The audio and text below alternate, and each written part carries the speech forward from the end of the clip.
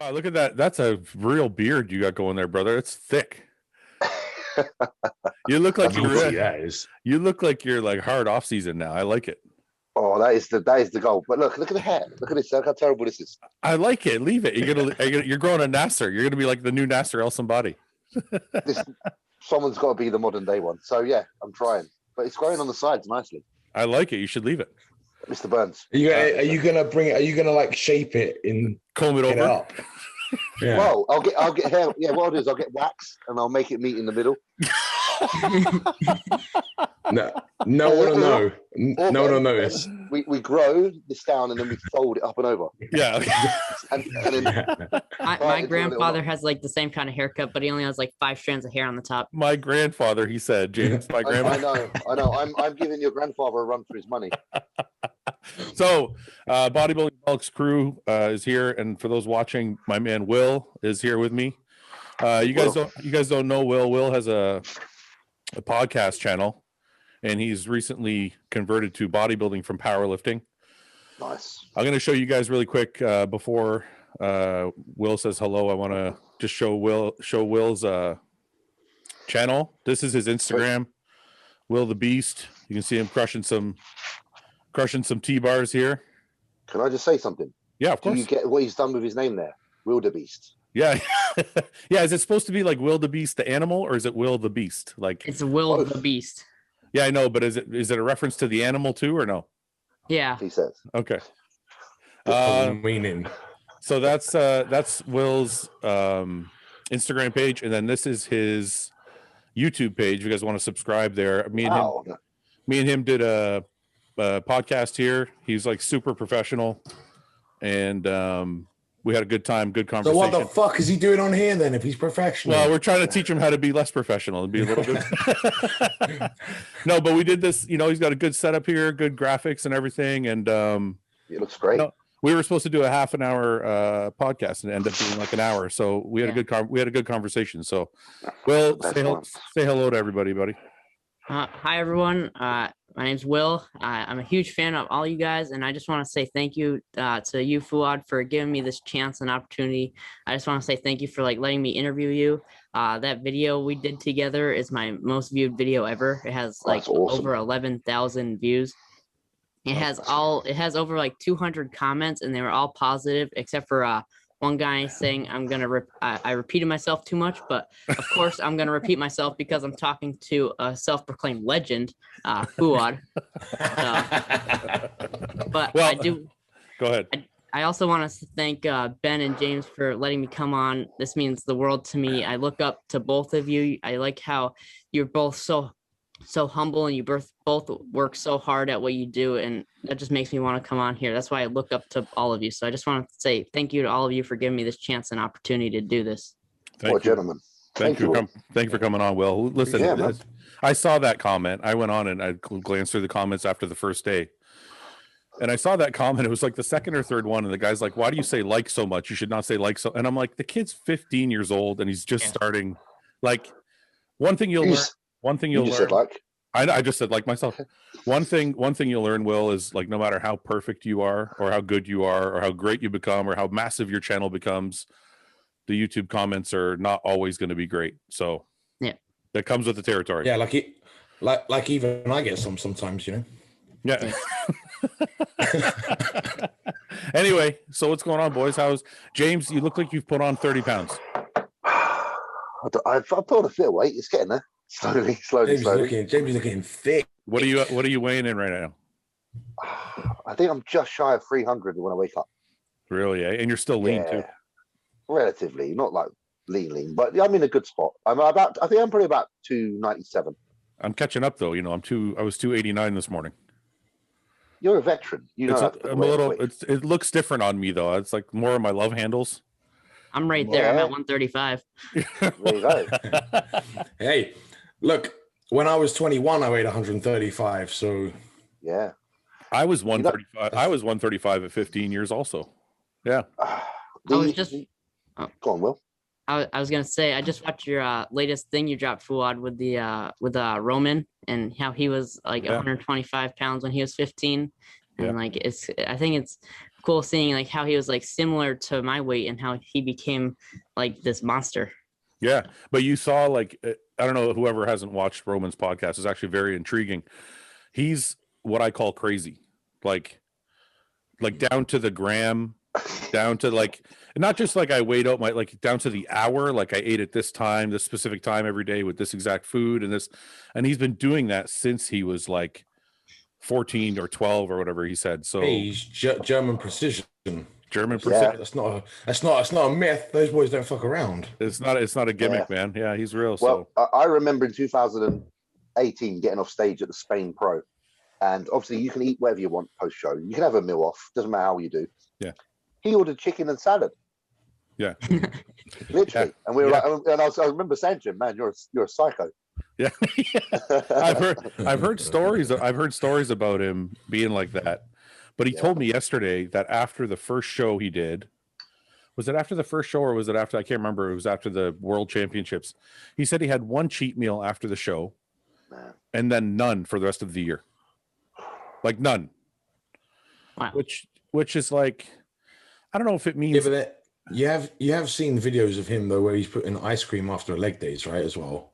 Yeah, but I think that's more recent because I know me and him spoke a while back. And he said to me, I just can't gain weight. And he admitted like he tried doing like the one cheat meal a day and like tried eating some shitty food and he just couldn't put on weight. But this is going back to when he still hadn't gained all of his size. He was like, he was doing it all with clean food. Yeah, I was there's an animal video, I'm sure, where he was buying a donut for, I think he did like a budget, like a, big on a budget kind of thing. And he bought a donut for a leg day or something like that. Yeah. So it was a few years back. But maybe. I mean, he said he ate some shit. Like he said one of his meals was like, listen, this meal was like deli meat chicken with like mozzarella cheese and like a bread. I think that was one of his meals, but it's more like I think it's more the consistency and the planning and that intrigues me more than the actual food that he ate. Yeah. It's like very, very little deviation to the plan he had set out for himself. Yeah. He still train like twice a day. He still does. We talked about that too. I said, Roman, don't you think you could be bigger if you just scaled back a bit? Like instead of training twice a day, train once a day, train 5 days a week instead of 7. Yeah. And he said he scaled back. He said he scaled back to 6 for a while. And now there's some days where he can train once a day, but it's like really hard for him. So he finds it mentally difficult. It's difficult. Yeah. Go ahead, James. He's a bodybuilder, isn't he? He's like literally the epitome of bodybuilder. Lives for the dungeon, lives to be under the iron, lives to eat clean. Like he like if you were to like see the Bible of bodybuilding, he pretty much follows the guidelines. Can I ask you a question? Do you think that means, this is more, I guess, a philosophical question, but does that mean that you're the bodybuilder's bodybuilder because you're insane? A little bit, yeah. I think so. Is that what it means? True bodybuilding is insanity. Look at Tom Platt's training. But that's insanity in the gym, which that's fine. I think that carries over. I think it carries over into home life as well. You know what? I think I might have Tom Platts on the podcast, so I'm going to ask him. You should. Because I think how crazy he is in the gym, I guarantee that went home with him as well. I just wonder because, like, look, I'll use me for an example, right? I feel like I love bodybuilding just as much as anybody else. Yeah. But I can mix and match my foods, and like instead of eating chicken one time, I want to eat steak. I'll eat steak. Like, does that mean I'm not as hardcore? We're gonna go down the balance argument route, though, aren't we? That's where we're fucking heading with this. We're slowly edging towards balance. No, it's not. And I totally am okay with not being the most hardcore guy. I just want to know what people think when they say hardcore. Does that mean this guy? Because at one point, Roman told me he ate tilapia. The microphone. Are you guys there? Yeah, we're there. You cut out. froze. That was you for the. Am I the? So first was your microphone. And now it's your. I've been having internet issues all day. So if I freeze all the time, I apologize. You guys can carry on without me. No, but no, but I guess the point I was getting at is, Roman at one point told me he ate tilapia and nothing else for 9 weeks or something like that. Like nothing, just literally tilapia. And does that mean he doesn't struggle to get in shape though? this was way back before like body. But that's probably why. That's probably why he doesn't struggle, because he's eating black tilapia. Yeah. No, but I just wonder, like, does that mean like, okay, look, like James, you enjoy some cheat meals here and there, probably once a week or whatever plan you have, and your meals are more than that. How many cheat meals do you have a week? No, I don't get any in a minute now because of Pat. No, I don't know if I believe you're not having even one a week. I don't even have one a week. Sorry, my life. But I haven't for the last week. I haven't eaten a cheat meal for about 7 weeks. You got it out of his system. 7 weeks. About 6-7 weeks now. Yeah. Since my off season started 5 weeks ago for sure, and then maybe a week before.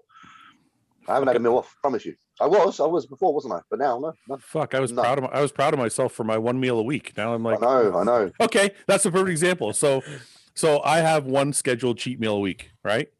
Yeah. You have none. Does that mean you're more of a bodybuilder? Let's ask Will. Will, what do you think? Will, who's more of a bodybuilder? Will? I think I gotta give it to James. Is that what that means? I'm curious. I just because I don't know. I think it comes down to knowing yourself and knowing your abilities, and if you can be a little bit more lenient and still the end result is essentially the same, then does it matter? I don't think it does. I see what you're saying. You know what? I do agree with you. I think, but you know, it's funny because then if you looked at like, this is the problem we have with Dorian Yates and Ronnie Coleman. People think Ronnie Coleman. I mean, I know they know he worked hard, but when people say a bodybuilder's crazy, they always relate it to Dorian Yates. They never say Ronnie Coleman. But so this is a perfect example. Like Ronnie Coleman would go to Outback Steakhouse and order his meals while he was in prep. Yeah, black eyed peas as well. Yeah, or it wasn't Outback. Sorry, it was black eyed peas. Yeah. So, and then Dorian wouldn't leave the house. So does that mean Dorian's more? I don't think he could have got away. Yeah, but I don't think Dorian could have got away with that. It's the genetics, isn't it? Dorian had to do that. You know? And that's what James is saying. James is saying that some people can do things and get away. They know their body. They can get away with. But does that mean Dorian? Is Dorian more of a bodybuilder than Ronnie? He had to be more of a bodybuilder. Yeah. But you can't. Okay, wait a minute. That's not. No, fair. we said it. Stop. It's out there now. But okay, Will, let me ask you: is Dorian Yates more of a bodybuilder than Ronnie Coleman? I feel like he is. He's like more like I feel like he takes not more seriously, but like I feel like he's like down to the bare bone of it, and like just like eats the meals he needs to eat and trains the way he has to train and stuff like that. It's like Ronnie Coleman would go around like just eating everything or try and eat as much as he could. Just try and put on mass and just get big. But that's what bodybuilding is to him. Yeah. Like to Ronnie Coleman, for him to get to 330 pounds or whatever he was in the off season, he needed to put the barbecue sauce on his chicken and do the Nestle Quick with. Okay, but Dorian in the off season was a lump as well. Let's not confuse that, right? He was over 300. Those off season. But I'm sure he was eating his cheat meals, and this is no knock on Dorian. He was heavy. I know that. I'm saying, is one guy more of a? We're not go there. No one's saying anything about any legends. No, what I'm saying is, it's funny how we distinguish one bodybuilder versus is more of a bodybuilder than another, even though Ronnie Coleman won 8 Olympias. And he won the first 2 or 3 while he had a full-time job. I mean, how do you take that work ethic away from somebody because he added Nestle Quick to his shakes? And the other thing, you know what I think a lot of people forget about Ronnie is he was 15th. Was he 15th at his first Olympics? Yeah, it was last. He was at the fucking back, and he grinded until he started getting noticed. Dorian was pretty much on the scene from like it was right away. First year, top 2. Yeah. Phil Heath, same thing. Ronnie was forgotten about for years. So then that actually factors into who's more of a bodybuilder also, because I remember specifically Dorian Yates saying, I went to Night of Champions, and if I didn't do well at Night of Champions, I was going to quit. Yep. And meanwhile, you got Ronnie, who's last at the Olympia and stuck around. So now, Will, do you want to answer again? Okay. No, I'm just saying you don't have to change your opinion. I just trying to say, like, you know, James, we're talking about food, but there's other things you have to factor into that. Who's more of a bodybuilder? Like, you know, Ronnie, and then you could factor training in too. You say Ronnie was in the gym twice. He was training every body part twice a week with maximal effort. Yeah. And Dorian Yates was only there 4 times a week. Okay. The difference is Dorian was the scientist. Why are you laughing, Ben? Because you said with maximum effort, and I just couldn't. I said effort instead of intensity.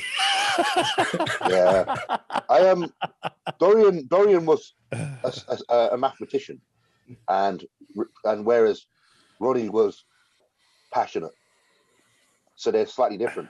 Yeah. They're different animals. They were different animals, 2 different breeds. Yeah. There's a leopard and there's a tiger. Yeah, actually. Let him finish. Let him finish, Ben, for a sec. I want to hear what go on. That is where I was finishing with. Like, one's a leopard, one's a tiger. 2 different animals. They look the same. They have the same skeletal structure, like the same qualities, but there's a lot of difference going on inside their head and how they perform. Go ahead. Yeah, I was going to say a good way, like to James's point. Sorry, James is down here for me, so that's why I'm doing this. James. Oh, I'm like, Ben's down here for me. It's like more like one's emotional and one's clinical, right? And I felt like Dorian was clinical, whereas Ronnie was more of that emotional. Okay, fine. So when me and Roman were talking yesterday, I said we were talking about training, and I actually tried Roman's diet for a couple of weeks, like way back in the day, because I like to try different things. Everybody who watches the podcast knows that. Yeah. And I couldn't do it. I'm like, I don't want to eat 1,000 grams of carbs a day. It's too much for me. I'd rather add a little bit of fat and eat less carbs, whatever. So the point was to Roman, I said, look, no matter what you try or what you do, training wise or food wise, you're usually always going to return to the thing that you enjoy the most. Yeah. Right. So if Ronnie did it his way and Dorian did it his way, and both were obviously extremely successful, why do we count Dorian as being more of a bodybuilder? And to be honest with you guys, I'm in the same boat you guys are. When someone says, like, when you think hardcore bodybuilding, Dorian Yates is the first thing you think of. Yeah. But I'm trying to break it down, because why would you think that when they both achieved such great things and both worked their ass off? I think, and this is my opinion on it, is where Ronnie ended up, everyone was like, well, he's a genetic freak, right? Yeah. That's kind of the story. Oh, I see what you're saying. Ronnie. Yeah. It's like, so I think everyone's like, oh, well, he's a freak and he's genetically going to be that way regardless of what he did. So it didn't really matter. Whereas it seemed like Dorian didn't have the genetics Ronnie did, and kind of got to the same level with work ethic. I don't think that's the true story. I just think that's ended. Yeah. You know, that's the vague opinion of it, isn't it? But the fact of it would be the reverse if you think about it, because Dorian achieved greatness very, very early on in his career. He retired earlier as well, right? What's that? He retired earlier because he didn't start winning until he was. Yeah, and he retired earlier. So if anybody has the feather in their cap for work ethic, it's the guy who stuck it out through all the shit placings for years on end. We need to know. And we need to know what was Ronnie Coleman in the early years doing, nutrition wise. Maybe he was totally stupid with nutrition. Maybe he was like didn't have a clue. Well, maybe it was only when he got to 1993 and then just thought, oh, do you know what? I actually am not eating properly. Let's get my food straight. Imagine he spent years not eating properly, and then all of a sudden when he did, that's when the changes occurred. Dorian was obviously what I'm trying to say is I reckon Dorian had his nutrition on point from day dot. Well, the way the story is told, and forgive me if I'm wrong, but the gear played a big factor in 93, and then the gear played an even bigger factor in 98. Yeah. But I do recall stories I've heard in different interviews where Ronnie was carrying around his food everywhere he went. Like I remember a story Kevin Levrone told where they're going from Grand Prix to Grand Prix in Europe, and Ronnie's carting around like a suitcase or whatever it is, or like this food bag on wheels, full of food. And those were they? They even said they weren't. Yeah, so he was really disciplined. Yeah, so obviously he had that work ethic from day one. So anyway, the point of the whole, I don't even know how we got on this. I think it's because we're talking about how crazy Roman is. Yeah. And why we consider people that are crazy more bodybuilders than people that aren't. Wouldn't you say like Ronnie's like the more hardcore one, seeing the condition he is in now? Yeah, like the war wounds from how hard he worked. Because you can look at who came off a bit more damaged from their work ethic. Because it's not the only reason like Ronnie and Dorian have had injuries is because they trained so hard. Yeah. So that's like, you can weigh that up, I suppose, like Will saying. Yeah, I like mean, if you Dorian's still, Dorian's in a, let's be honest, he's in a bit of a better place physically than Ronnie. Yeah. So, So I mean, but that's another feather in Ronnie's cap as far as like, if you're going to say work ethic or hardcore bodybuilding. Exactly. I think that's what Will was just saying there. I think it's honestly, I think Ronnie had to sacrifice. Sorry, go on. No, go ahead, Ben. I say Ronnie, if you look at it now, like everyone's saying, all things told, Ronnie's given way more to achieve. Like he's sacrificed a lot more of his health and his life for that achievement. I think it's you know what I think it is personally? I think it's just perception. It's perception. Yeah. It's opinion and perception. When I say to you, James, you can't have any Nestle Quick, you can't have any barbecue sauce, you can't have any all that shit that Ronnie used to do in his videos that people are like, oh, why is he doing that? He shouldn't be eating that. Yeah. And also, I think Dorian was hidden away. He might have been doing Nestle Quick. He might have been. that's not what I'm implying. No, but I mean, like, I think the fact that he was so hidden away made the perception of his hardcoreness even greater. Like, this guy disappears for a year and then comes back and like F's everybody up, right? So it's the way that he put it, especially like in some of his interviews when he was getting interviewed before the Olympics. He's like, these lot are going to pay for having the sunshine. Yeah, you know, he's like I'm in Birmingham with the pissing rain and the cold in the dungeon. I'm going to make them pay. That gave his persona a very hardcore. Exactly, and then you see Ronnie. You know, I specifically remember Ronnie, you know, sitting on the hack squat dancing. You know, but he'd be dancing. What's that? It was, I think there was Dre on the speakers. Oh yeah. And Ronnie's dancing to it, and I'm like, I love it. So that changes your perception of somebody being hard or not hard, right? So, but then like Coleman's super hardcore, but almost like in sync with it all. Like it's so enjoyable for him. I think he made who enjoyed the bodybuilding more. Well, this is what I was going to say. Is I think he made it look more effortless. Yeah. Right. Like if you were to ask Ronnie and Dorian, who enjoyed the process? Whereas the vibe out here is a little more relaxed and a bit more. People are nicer out here, right? So that might also, when he's training, he didn't have to be a fucking lunatic psychopath like Dorian. To be honest with you, and I've been around gyms, I probably wouldn't have approached Dorian in the gym. Like that's like a fucking, you don't go near him, like you get your fucking head ripped off, right? Yeah. Hey, when Ronnie, when my thing freezes, did you guys notice I just froze again? Yeah, we do, and then me and him just keep talking. But I want no, that's fine. I wonder when it records if like you're all going to be frozen because I'm the host. I don't know. I don't. It wouldn't. I think it wouldn't let us continue if that was the case. I hope you're right. I hope you're right. I hope we're right because we're doing our best. Anyway, so where did we leave off? Because I froze for like 30 seconds. We're actually just discussing the difference in kind of like the kind of British bodybuilding scene versus the kind of American, how the feel's different as well. I think the last thing you said before I disappeared was who enjoyed it more. I was going to say it always looked like Ronnie was happy in training. Coleman's still on the leg press now with a broken back. He loves it. He loves it. Well, that's true. I mean, look, Dorian doesn't even go in the gym anymore. I mean, according to him, does yoga, smokes a few joints. It's like this. It's also, like I said, perception. If you watch Blood and Guts, what do you see? You don't see a guy having a good time. No, man. He's having a hell of it. He's killing it in there, right? But then when you watch Ronnie's videos, he's kind of laughing and having a good time between sets. And then when it's time to go, he just flicks it on, right? And do you know what? That's where it really comes down to, what do you see as bodybuilding? What do you want to be? Because you'll look at those two and you'll want to be one or the other. You're going to be the person that's either drawn towards the person who's self-punishing to become the best, or the person who's loves bodybuilding and enjoys lifting weights and making a load of noise. Like, neither are wrong, right? Neither are wrong.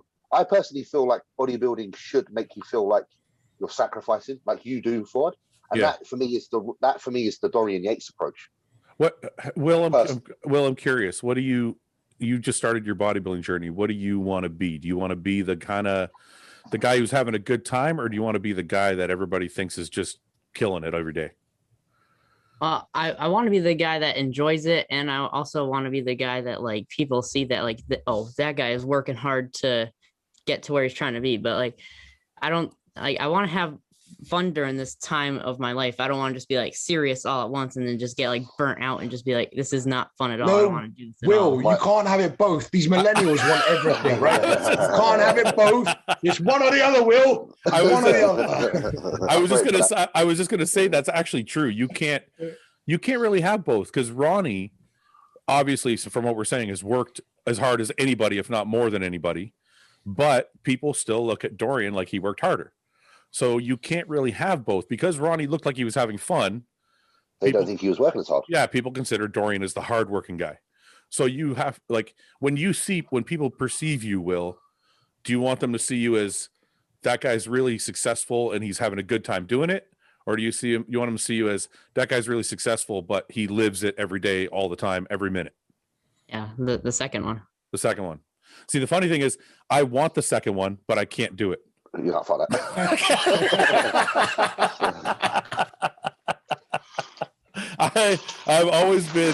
I've always had so much admiration for people like Roman. Yeah. And people like, James, like, you're the same way. And, Ben, you're doing it now too. But I mean, guys who have reached that level, like Dorian, like that style, I'm like, wow, it would be crazy to be like. But I've always felt like, I don't know, I think I've gotten by okay with what I've done. So I've been like, it's okay. Yeah, and a smart man does try to look for a way around it. But it's not that I wanted a way around it. I think what happened was, I think things for me just kept working. Yeah. So you didn't have to. See, it's like this. I think when if you're doing something and it stops working, then you have to. It's like this. To me, this is how I see it in my mind. I know it's going to be really fucked up, but to me, it's like a dial, right? Like on a radio. And if you can turn the dial and you're successful, don't turn the dial anymore. But then when you stop being successful, you turn the dial a little more, right? And you keep turning and turning and turning, as long as you can keep achieving, right? Yeah. So I never turned the dial to the max, because I kept on. I was doing okay. Results. Yeah, results were coming. And I mean, maybe I could have gotten more results had I turned the dial, but I just never thought that way. I was like, well, I'm doing good. I got contracts. I got money. Yeah, I think your way is a healthy approach, though. Yeah. This is where I was going to just speak on my experience of it, because clearly your genetics are more superior for being a bodybuilder than mine, right? That's not up for debate, right? Yeah. So what I found is my success is I'm measuring success on how my body looks, right? Not on my stage performance or pro card or anything.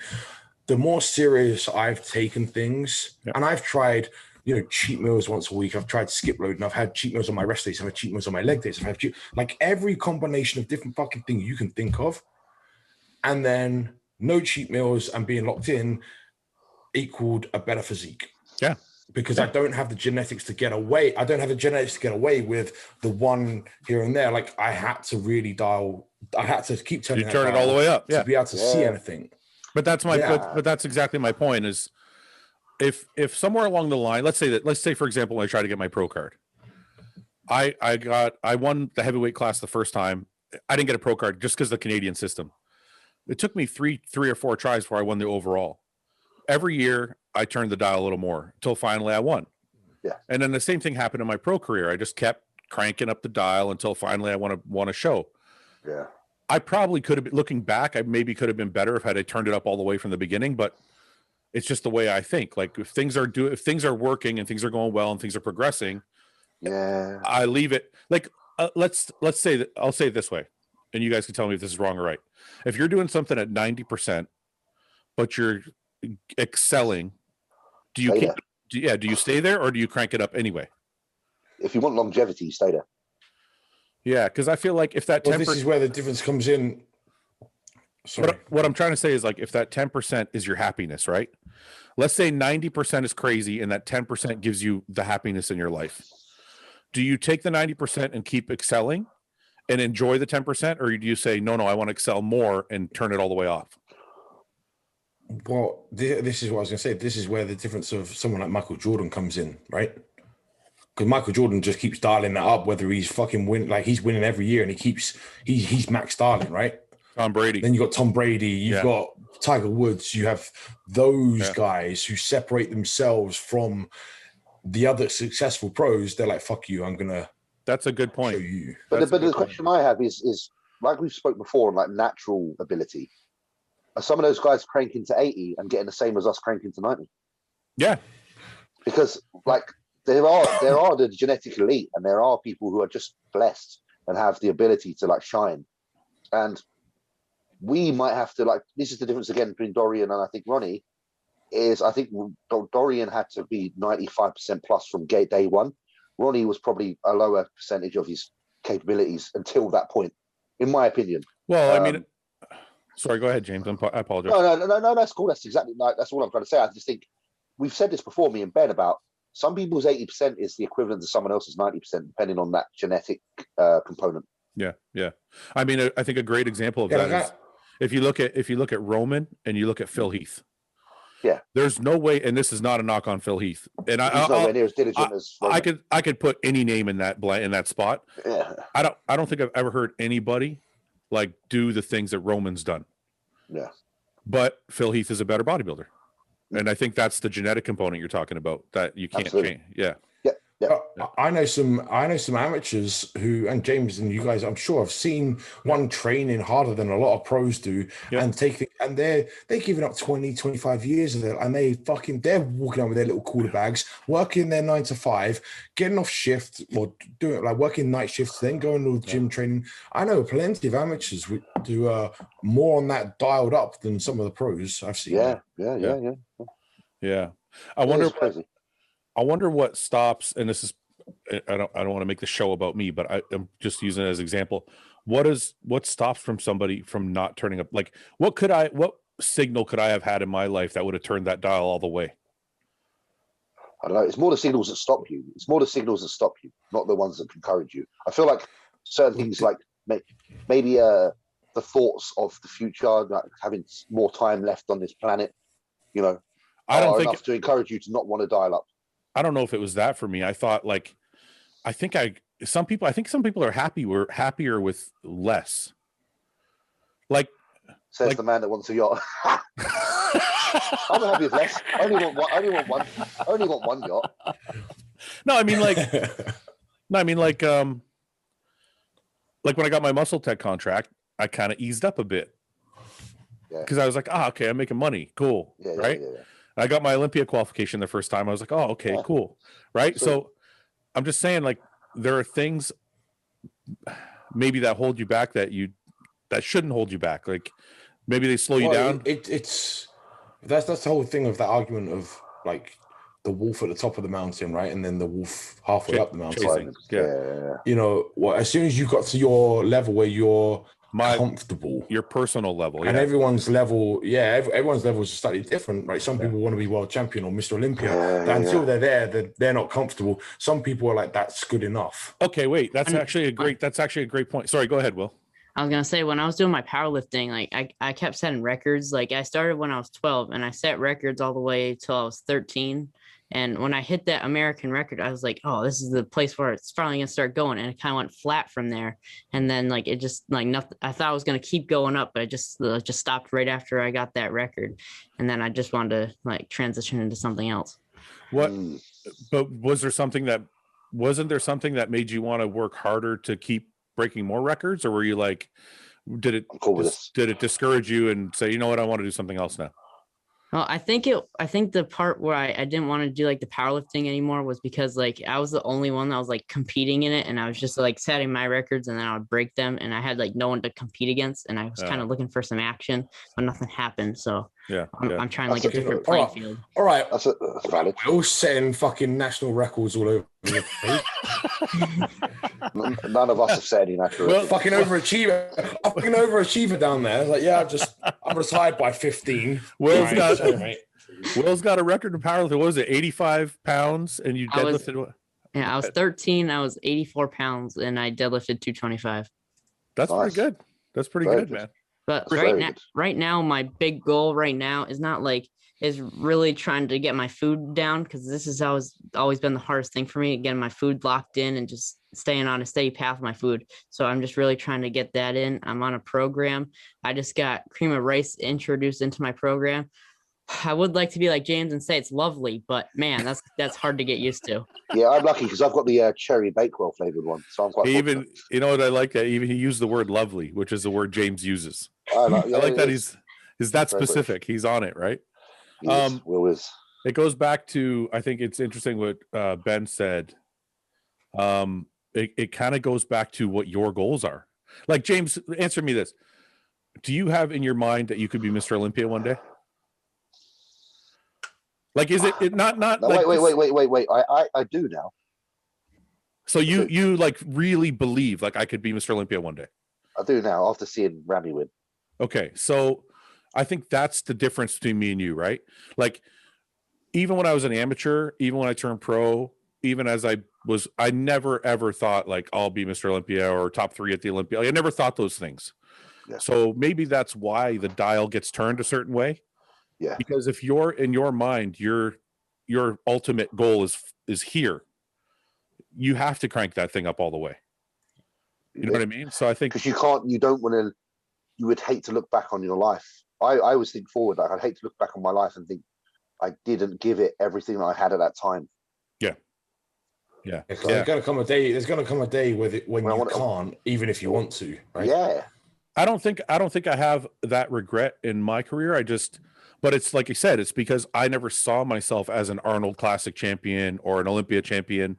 So this is the problem with setting your goals low. I think I only worked as hard as I needed to achieve the goals I had set out. Yeah. Right. You know what though? I do think a lot of it is generational, because if I was you and I was having to look at Phil Heath in his prime, I wouldn't think I could ever be Mr. Olympia in that particular era. Well, you got to remember, I came up with Ronnie Coleman, like when I started as well. So you've got those two, who are undoubtedly two of the best ever. I'm in a time where there isn't the best ever, and in between that you had Jay. Yeah. So when I was starting, because I think your early influences are your first influences. So when I was starting competing, Ronnie was Mr. Olympia. Yes. So I was like, I'm like, I'm never going to be Mr. Olympia. I can't look like Ronnie Coleman. So that was never in my head for that. And plus, I was very real about my genetics. Like, I got big, but I had to force my body to get big. I don't think it was built like some people are built to be thick. Yeah. You know what I mean? Like Ben, no matter how much you eat or how much you train, you're never going to be thick. Like, you know, I just leave that one alone. We're just going to leave that. But you know what I'm saying? Like, you just have a more sick. You just have a more athletic looking physique. Yeah. It's not compact and like short muscle bellies, really. And I think that's one of the things that you need to be at the very, very top. Yeah, you look at like a branch or like a branch Warren, like that density that's a genetic component. Yeah, it is a genetic component. Yeah, like branch was that way from day one. It's just it got bigger on that particular frame. I hear that exactly. You know, it's a good example. It's like Steve Kuklo. Yeah, you look at Steve Kuklo and look at like Rami. Yeah, Steve Kuklo is massive, but his body doesn't have the density that Rami holds. Yes. So it's like certain people are genetically gifted for that really thick, round muscle. And I never had that. I had to force my body just to get to the size I did. Yeah. So I think that's what kind of determines your goals is you kind of have that you kind of have to be self-aware too. Yeah. But you also don't know how thick and round you can get until you try. Yeah, but that's the thing. Like I pushed mine. You've got really, yeah. I pushed mine as far as I could. I'm like, it's just not, because once I got to a certain I'm trying to find out now. Yeah. Ben waited till like 30 something. Well, I'm in the same place as you, Ben, like mentally with it. I'm surprising myself with how much density you can achieve if you just tweak things slightly and make them better and do them more often. But James, your physique is built for that. Like you look like more like that traditional bodybuilder density. You have that density. He does now, but that's what he's saying. Like, no, even if always no. Listen, when I won my pro card, I was not dense. Okay, but wait a minute. Dense may be the wrong word. You have the same. You had a shape for it, though. You know what I mean? Nah, not like some people though. I'm no Samson. You also got to remember. James has been, when he turned pro. How long have you been training? You've still been training for a shit. Because I was on stage with you. Yeah, man. And there wasn't too much. To be fair, there wasn't too much dissimilarity between my physique and yours back then. Well, I'd been bodybuilding for half the time you had at that point. Right? So James is like, I do get what Fouad's saying. I'm just trying to make this a conversation rather than him just the answer. Of course, yeah. No, I've seen pictures of James. I'm trying to find one now. I've seen pictures of James like in early years, and he still had a similar structure to what he has now. He was never lanky. No, I wasn't lanky. Ben's taller than me, so that's granted. I know you're a taller fella. Like my body. Ben's got wider shoulders than me. I'm narrow. No, but I know that. But I mean, like when I started for the first 5 years, I could have been a physique guy. You know what I mean? There's still chance. You can get a couple of shows in. I'd like to try physique once. I think just one time. I think you should. When the knees give out, when the knees fully quit on you, then you can't train legs anymore. Just bang them shorts on. I don't think I can get my waist back down though. You know, that's funny. I've never seen anybody reduce their waist. Like even like I don't know like Nicholas, isn't it? Nicholas. That's the only guy I know, and Ben did it too. But they had to like dramatically reduce their food. Yeah, you're not willing to sacrifice those foods. No, I'm not willing. Okay, wait. I think I found one. Go ahead, Will. I just want to say I've been very quiet. That's only because I just want to hear you guys talk, and I just want to hear from James that he can. I want to hear that he can win the Olympia one day. Of course, thank you, Will. We can, man. We can. Listen, we're in a time now where the card is changing. I've stood around some of these people, and I don't feel threatened by any. And I think that with consistent hard work and belief, I think that it is definitely achievable. It won't be quick, but it will happen. I think it will happen. And I've been watching like all of your videos basically leading up to where you are now, and I think you really have it in you. Thank you, brother. That's very, very meaningful to me, and I really appreciate it. Those kind of comments are the ones that make this all the worthwhile. Because I don't really bodybuild for myself. I bodybuild for the people that said that I can, and I really appreciate that. So thank you. That's not totally true, is it? Kind of is, man. I'm externally fed about my bodybuilding. I care so much about the people that care about my progress. It's weird. Yeah. I'm not really. It's not like an internal drive, really. It's very external. Very much like I love to converse with the people that follow me and like to hear that they are happy with what I'm doing. It's weird. I'm satisfied by other people. Let me ask you this, because I feel the same way you do, but yeah, you have to have both. You do. But I would say, like, if you were to look at the ratios of what pleases me most, it's pleasing the people that's believing me. We do a lot of ratios on this show. A lot of percentages. Ratios are great. I love a bit of ratio. Are we going back to that whole balance thing right now? No, Cedric. No, Cedric. What? Well, okay. If there was no social media ever again, would you still bodybuild, James? I would, but my desire to be Mr. Olympia would be less. Really? Yeah, I am a subject of the current times. I won't lie. I am a subject of the current times. Yeah, I mean, I guess you can't not be. You can't. No, exactly. It's the way it is now. Yeah, and that's why I said I enjoy the support from fans. Also, I mean, anybody in their right mind would, but I don't know if you could put yourself through the things you have to put yourself through just because of external support. It's not just because. Yeah, I'll say that, but it's a big part of it. Yeah, it's a huge part of it because I take great satisfaction in that. Go ahead. Yeah, I think you're foolish if you don't use that now and you do have a lot of people. Yeah, and you've met a lot of great people in the industry. You've got the hunters and guys like that who they do care about your progress, and you care about them caring about your progress. It feeds itself. Yeah, it really does feed itself, and I found that to be my main driver. One of the biggest things for me, like taking this seriously, and I don't want to, sit here and kiss Patrick's ass so much, but if I was left to my own devices, I don't care enough intrinsically to achieve, but he's putting the work in. I need to do him. I need to put the work in for him. I need to for my wife now, for him. Like there's those. I don't care enough about my own success to be able to do it just on me, Yeah, I hear that. So I hear that. For me, think about my girlfriend. I think about my friends. Yeah. For me, it's personal. And for me, I'm a selfish motherfucker. No, I'm just joking. No, I'm taking it down. For me, it's always been drive from within, but I use the things you guys are talking about as external motivators. Like when I'm at the gym, I'm thinking about my wife. Okay, I got to do this. I got to kill this because I want to get a bigger contract. I want to take care of my wife. I want to buy a bigger house. I want to make sure she has all the things she needs. Or it might be fan support. Like I said a long time ago, I use my Instagram like a journal. Like somebody said, you know, do you like posting on Instagram? And I said, for me, it's like a journal. I post about it and kind of I like that people get feedback for my journey of what I'm doing. Yeah. But I can't, even in saying all that, I have to say the larger part of it is driven from within. I don't think, cool. I just don't think I could, like when I'm suffering in a diet and I'm starving and I'm like 7% body fat or 5% body fat. And I'm like, nothing else is doing that for me. It's me. Yeah. See, I'm like, what would Will think of me if I give up right now? No, I'm like, what would Will think if I didn't do this treadmill tonight when I meant to do it? I'm like, what am I going to think of myself? I don't want to let myself down when I wake up at 4 a.m. and I'm starving. I'm not like, if I don't eat something, it's not because I'm like, oh, what are the people on Instagram going to think? I'm like, how am I going to feel after I eat this about myself? Yeah. Like, I don't want to let myself down. You know what I mean? I think by that point, I've lost all feelings. I'm just like, no, I just, the reason I think about it is because I remember when I was seeing a life coach or a sports coach about this. Yeah. And he said to me a quote that I'll never forget. It was something really stupid. I can't remember what it was. Wait. You just said a quote that you'll never forget. You go, I can't remember what it was.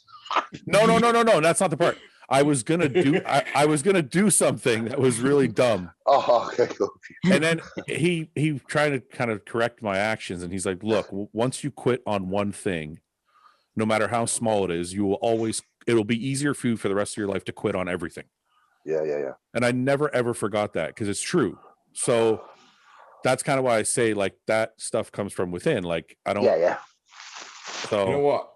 I think, to your point, so there'd be plenty of times where I've spoken to people and I would always, like my family and friends, and I would always justify myself, wrongly so, with, I don't diet for anyone else. Like, I don't get up at 5 a.m. in the morning because of the guy that I'm going to be stood on stage. And it's the wrong fucking attitude to have, because I started thinking if I was doing it for someone else, I was letting them dictate me, right?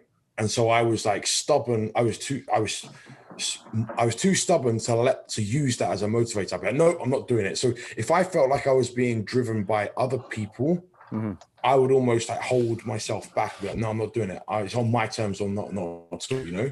Yeah. Which is wrong. No, I don't, I think, how can I put this? I think I was agreeing with you. I'm saying that his point is correct, because I've done it. Yeah. I've gone, I'm only doing this for the wrong reasons, or what I thought were the wrong reasons, and then I gave up, and that's bad. Yeah. That's I not think the good. anybody in their right mind that has any type of support system, like family, friends, girlfriend, whatever, if they say that they don't have an impact, then they're probably lying. They definitely have an impact. It just, to what degree? Again, we're back to the percentages. To what degree does it matter to you? But I found a picture of you when you're younger, and I realized you're lying, James. Please, I'm not doing something weird in my picture. This is not. This is my first super heavyweight. Yeah, this is a bodybuilder. 2014. I was 24. Yeah, this is a bodybuilder already. I mean, look at the thickness in your legs, the thickness in your chest. This is not an athletic. This is not an athletic physique. This is a bodybuilder through and through. That's all right. Yeah, but that's 104 kilos. Though. I remember that. Yeah, so is that like 225 or something like that? Yeah, around about that, I think. Yeah, I mean that's what I'm talking about. I think, so at that age, I would think I was like 160 pounds. Were you really? At 6'4"? You're like some handsome tall fella. I was already bald there, if you notice. Were you really? Were you bald? I shaved my head there. I weren't bald. I actually grew my hair back after that. Oh, okay. But yeah. Did you? Go ahead, Will. I wanted to ask you guys a question. Like, what goes through your guys' heads when you're like lifting heavy to channel all the crappy stuff that's going on? Like, what's going through your head when you're like lifting all these heavy weights? We're all different on this, because we've answered this before. Like, I'm not an emotional lifter.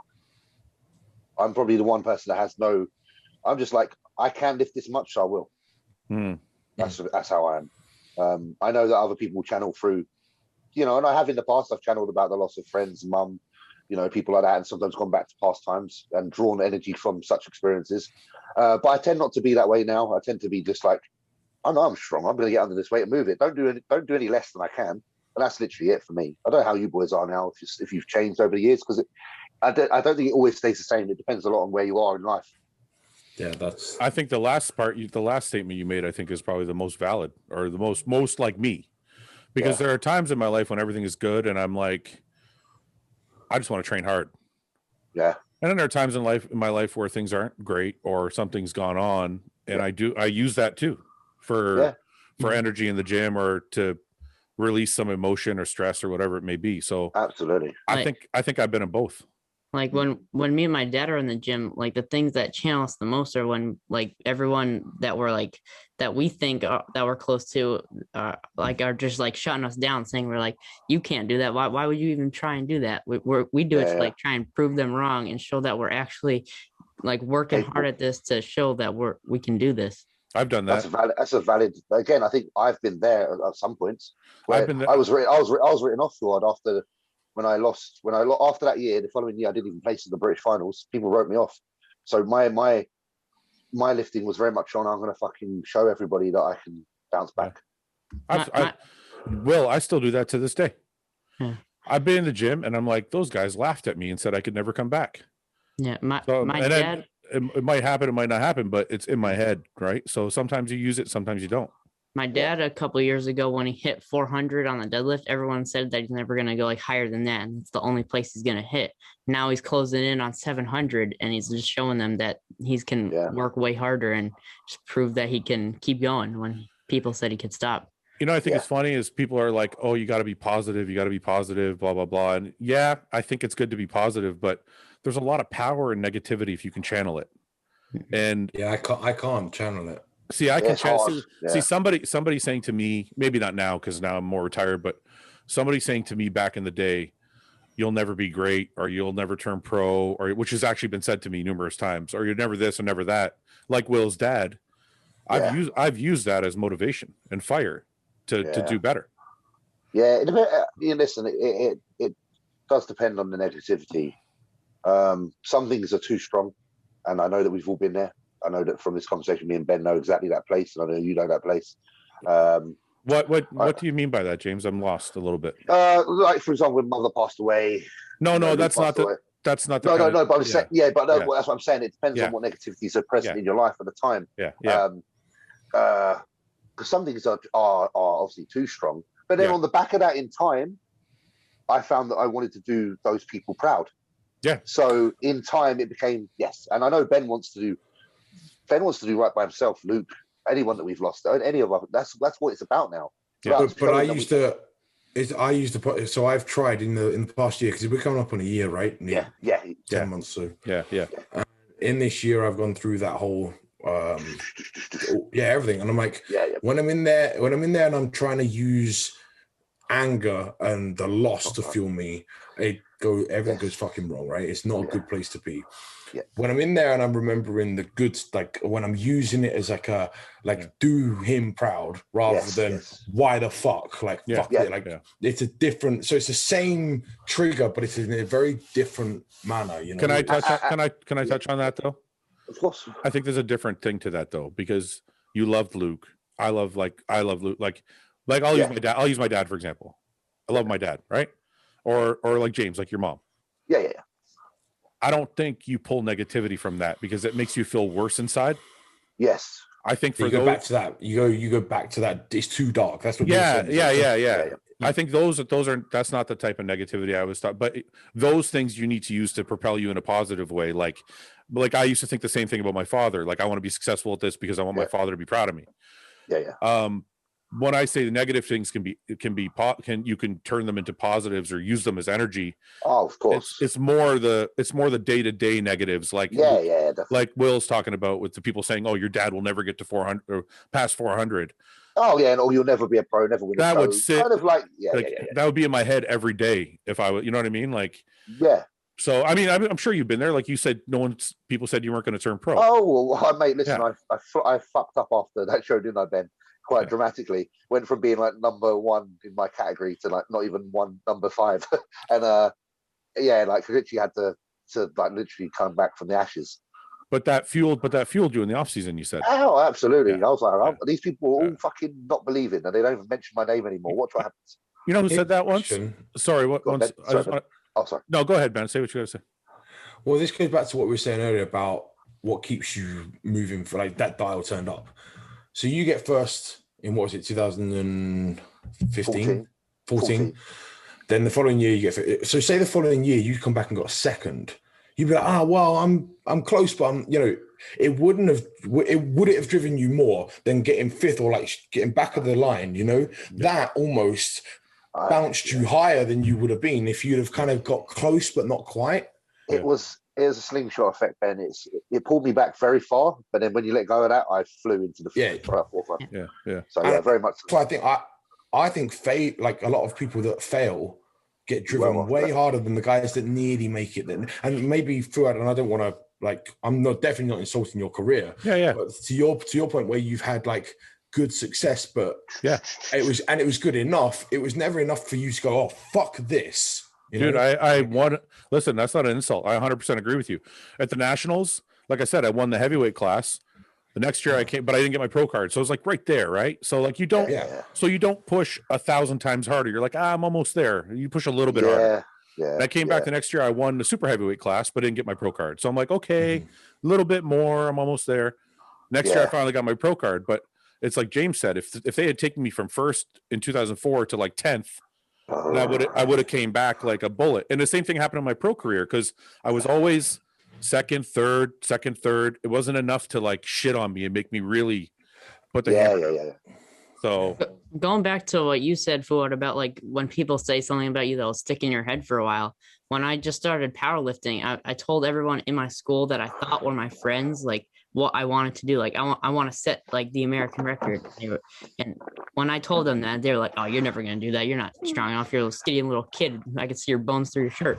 Yeah. Like they had like no faith in me, and I was like, "That's the click." I was like, "All right, it's time to prove you guys wrong." Yeah, you use that negative energy and you turn it and put it into your training, right? Yeah. Yeah, that's kind of the stuff I'm talking about because we've all been there. Like when I said I wanted to be pro, look, I'm from a little city in Canada. And when I said I wanted to turn pro, people laughed at me. They're like, "You're never going to turn pro. You're just you just won some regional show. Like who the fuck are you?" Yeah. And that was fuel. I used it. And I don't think there's anything wrong. You know who said that? Where I said that, I saw that quote was Andy Frisella used that quote. People who don't know, Andy Frisella is co-owner of First Form. Oh, and Andy Frisella posted about that in his stories. He said, not all negativity is bad. Yeah. Negativity can be turned into strength. Yeah. And that's a character builder. That is a character builder. Definitely. Yeah. So like anyone listening, to be fair, like honestly, it's probably the most relevant time to try and use some negative energy in towards a positive direction. Extract what you will and use it in a way that helps yourself. Mm-hmm.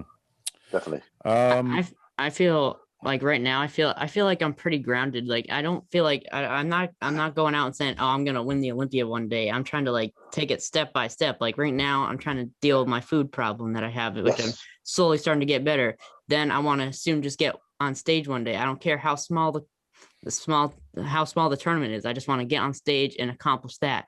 Once I get on stage, I want to plan to win a small like competition. Small goals at a time is what That's the best way. That's the best way. If you asked any of us in the beginning our opinions on what we could achieve, there'd be nowhere near what we did. Because it was one thing at a time. Can I make one suggestion though? And this is something I actually, Roman touched on this yesterday, but it's something I've always thought. Make sure you have the grand plan in your mind also. Yeah. Right. So I think, and that's kind of what I was alluding to earlier when I was talking about setting my own goals high enough. My goal, like when my goal started, it was just, I want to turn pro. That was it. Yeah. And then I wish now looking back, I had set a higher goal for myself so that I didn't relax after I turned pro. Right. Yeah. So I think it's very, very smart that you're looking at small benchmarks. Okay, I got to get my eating right. I got to get this right, blah, blah, blah. Set all those small benchmarks, but have a master one at the very top that you always can aim for. Yeah, it'd be like a glass ceiling otherwise, right? Like you said, you're just going to... Yeah. That's very sound of us. We got 750 questions or something like that. You guys want to answer some of them? Okay. Like some of them. Like 4? Maybe 699. Holy shit. Who is the hardest training active bodybuilder? I swear to God, I didn't make it up.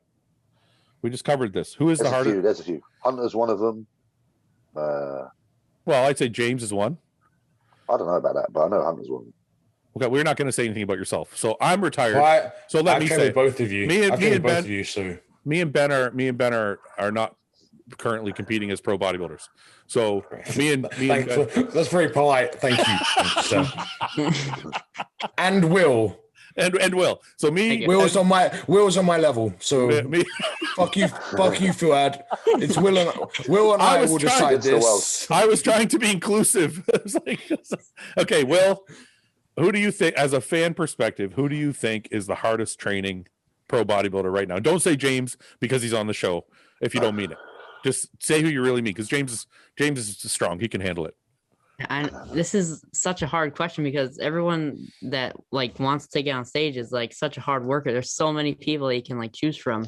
James is definitely up there. Hunter's up there. There's you're gonna press you, Will. You gotta pick one. Okay. We're not polite on the show. Will, stop upsetting some fuckers. Come on.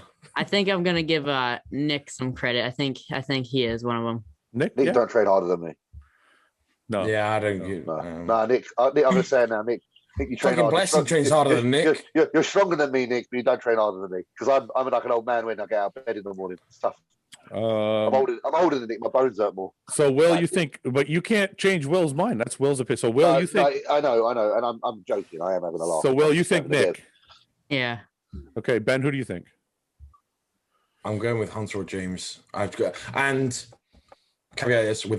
with them both, and so I can count. I can. Yeah, but you didn't. We just said to Will he has to pick one, and you didn't pick one. Well, it's all right. It's fine. I can take it. Will's already done me day. I'll pick you, James. Don't worry. I got you. Okay. All right. Final answer. Final answer. Blessing. Next. No. Yeah, good answer. I don't know. You know, it's like I said, this comes down to perception a lot. Because sometimes the hardest working motherfuckers don't post all their shit. Yeah. You know what I mean? Like, okay, for example, okay, I know the answer, but how would somebody know if Cedric is the hardest training guy or not? He doesn't post anything. Yeah, true. So it's almost like it's a tough question to answer because it's like, okay, you have to pick of the people you know, but you don't know. That's why I said I've trained with Hunter and James, so they're people I can like convincingly say. Out of the people he's So out of the people, go ahead, Will. I was gonna say, like, I feel like one of the people, like, not anymore, but like I feel like if Jordan Peters was in it, I would give it to him because he's crazy in the gym. He trains that mindset. He trains quite. Jordan trains more heavy than hard, right? Yeah. What are you guys laughing at? I would say James trains. I would say because James he trains quite hard. Jordan's a good friend of mine. I was like taking the piss. I'm just taking the piss out of everybody. That's what I'm doing. Honestly, James is up there. And what about Ron? What about Rami or Rolly? I heard Rolly's crazy. I heard Rolly doesn't know he trains hard. Like he's almost oblivious to the fact he's that fucking strong and that brutally fucking big. Thank you. Look at this. Where's my food? So mine's coming at 4. Mine's on wait. Salt grinder. Okay. Pepper mill. Hi, Annika. How are you? This is crazy. I'm gonna go. That's Will. This is Will. Oh wait, this is Will. You haven't met Will yet. Will, this is Yannicka. This is Will. Hi, Will. Hi. I got to. This is Ian when he was 15. Yeah, I gotta. This is your time to shine. Go. Oh no, he's back. I'm back. Fuck you guys. we thought he got away with it then. We were gonna kick you off your own show and let Will take it over. Well, Will's doing a good job of it. He's been asking all the questions. Yeah. I got to text. I would text my wife and say, "Where's my food?" But I'm hosting the show, so I can't eat. That's not fair. Why? We wouldn't judge. Maybe the listeners would, but we wouldn't judge you. We wouldn't judge you for it. We know the coup. It's okay. Will, where's your Will? Wait. What?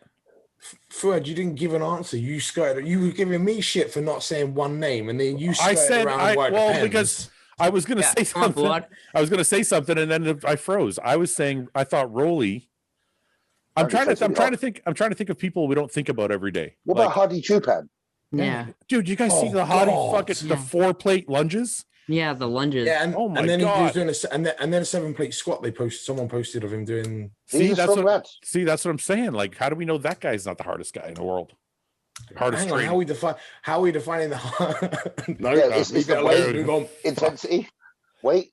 No, don't say the word intensity. We're gonna all because if he could lunge 6 plates aside, he's not working that fucking hard, is he? His intensity would be greater if he was lunging 5 plates. That's right. See, now I know. See, Ben's taught me the way now. I know now.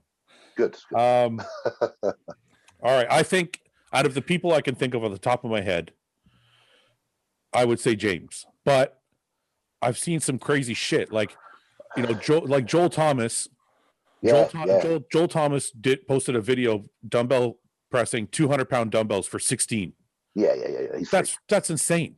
Like, I've done that. Who's done what? Luke.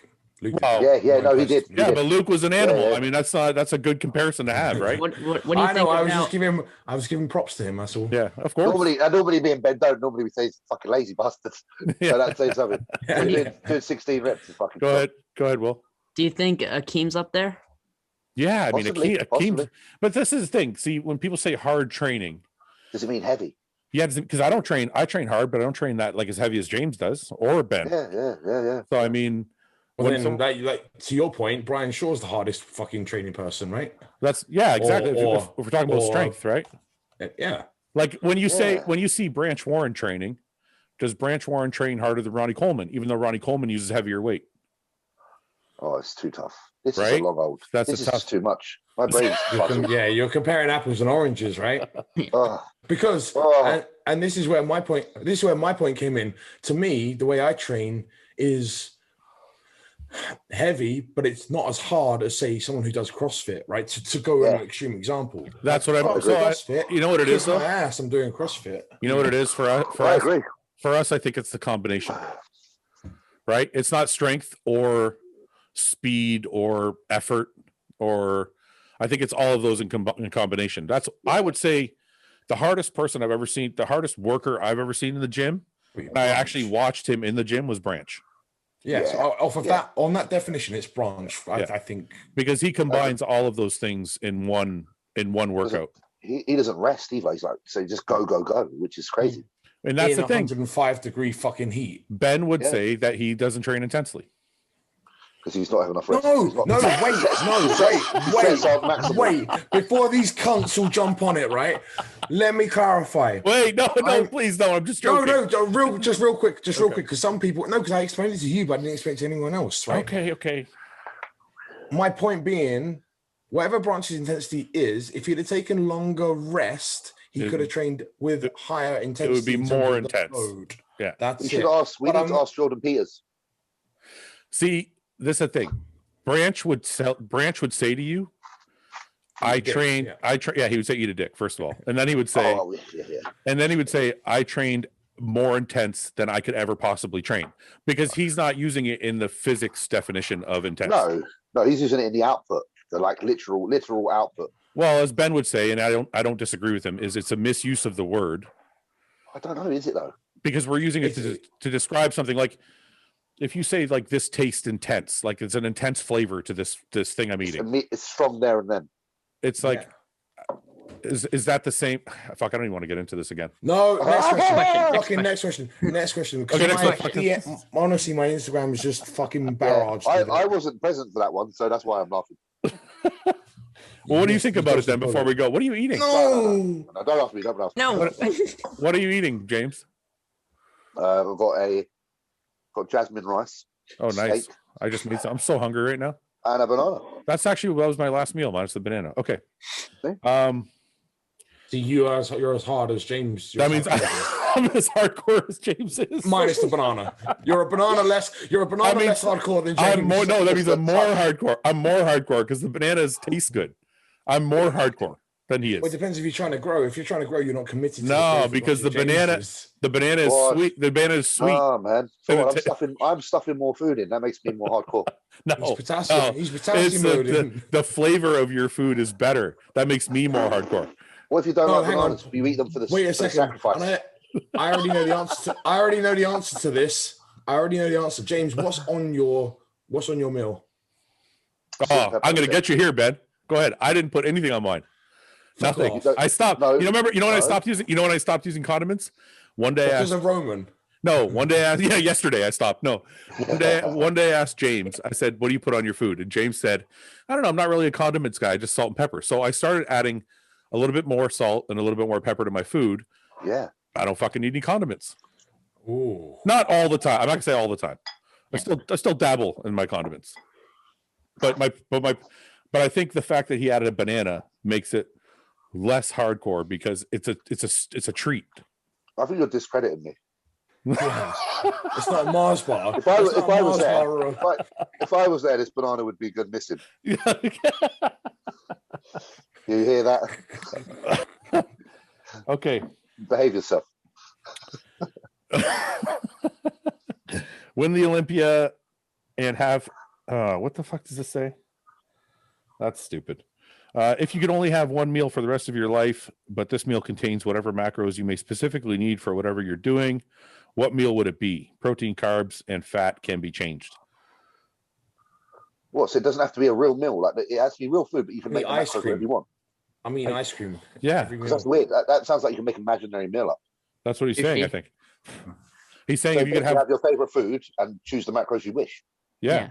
So I'd go sushi. Really? If you could have anything? Oh. Yeah, that's my favorite food. Is it? Yeah. Over ice cream? Yeah, I would choose sushi over ice cream. Really?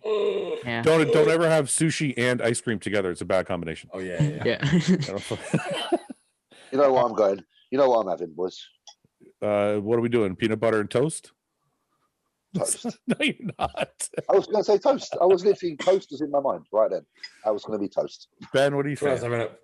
I'm on ice cream. Honestly, you give me a milkshake or like a real ice cream milkshake or ice cream. Fuck. I don't need to make any special concoction. All I want to do is make all of the macros that are in McDonald's real. I knew you were going to say McDonald's. Well, I'm just saying if I get McDonald's and the protein, carbs, and fats are all real, like quality. They're all real. Like I just eat McDonald's. I mean, real. I mean, like if it was quality protein and quality carbs. Was it? They're all 3D printed. Hang on, wasn't it Matt Porter who used to have a McFlurry after training or the McDonald's milkshake because of the sugar content in it? I don't know. I'm sure it was. Probably. I'm sure he did. Yeah. Not regularly, but he I don't blame him. A couple of times, you know.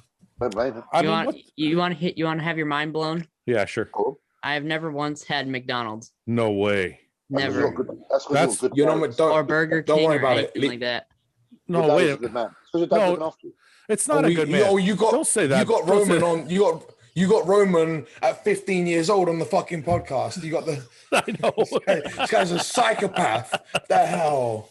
He's like sushi. Never had fast food. Stay away from that toxic shit. That's what your dad's saying. Wait a minute, Will. I'm telling you, it's the key to your growth. Start having McDonald's. No. He needs the calories. Listen, 3 times a week. Get some McDonald's. Get some. Get some McDonald's.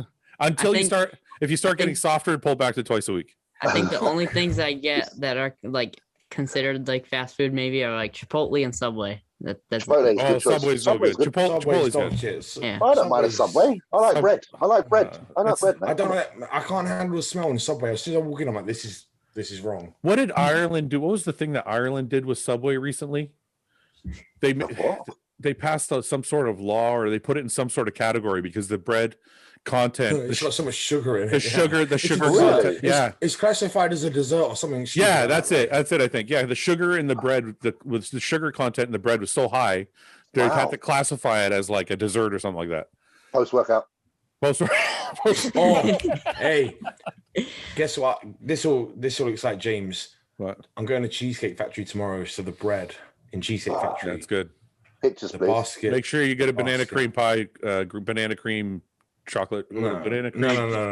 No. I get the Godiva Deluxe brownie. Get a banana cream cheesecake. It's fucking delicious. Bananas are awful. I don't want it. I'm a chocolate guy. I need chocolate. Banana and chocolate together are that's the ticket. I'll take a banana and I'll put it on my Godiva brownie. Okay, that works. Anything salt caramel. Okay, so Will, when are you going to have McDonald's? I need to know. When is this going to happen? Oh. Are you going to have McDonald's? I've like I wanted to try it a couple of times, but I've never been able to. You don't crave it? I don't know what it tastes like, so I don't crave it. No, I know, but like you don't think. I didn't mean crave it that way. I meant like you don't think about it. Like when you drive by, you're not like you don't dream about it at night. You mean that's only me? Like a month ago, I wanted to try a Big Mac, but I never got one. So you guys are such fucking assholes. You know what I meant? He's 15. He drives by the McDonald's. I'm like, don't you ever think I'd like to see what it tastes like?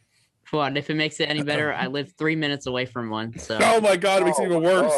Damn. That is crazy, but still. All right. Well, if you ever try it, let me know. All right, I will. Most caffeine you have ever taken pre-workout? I think I only put about 400.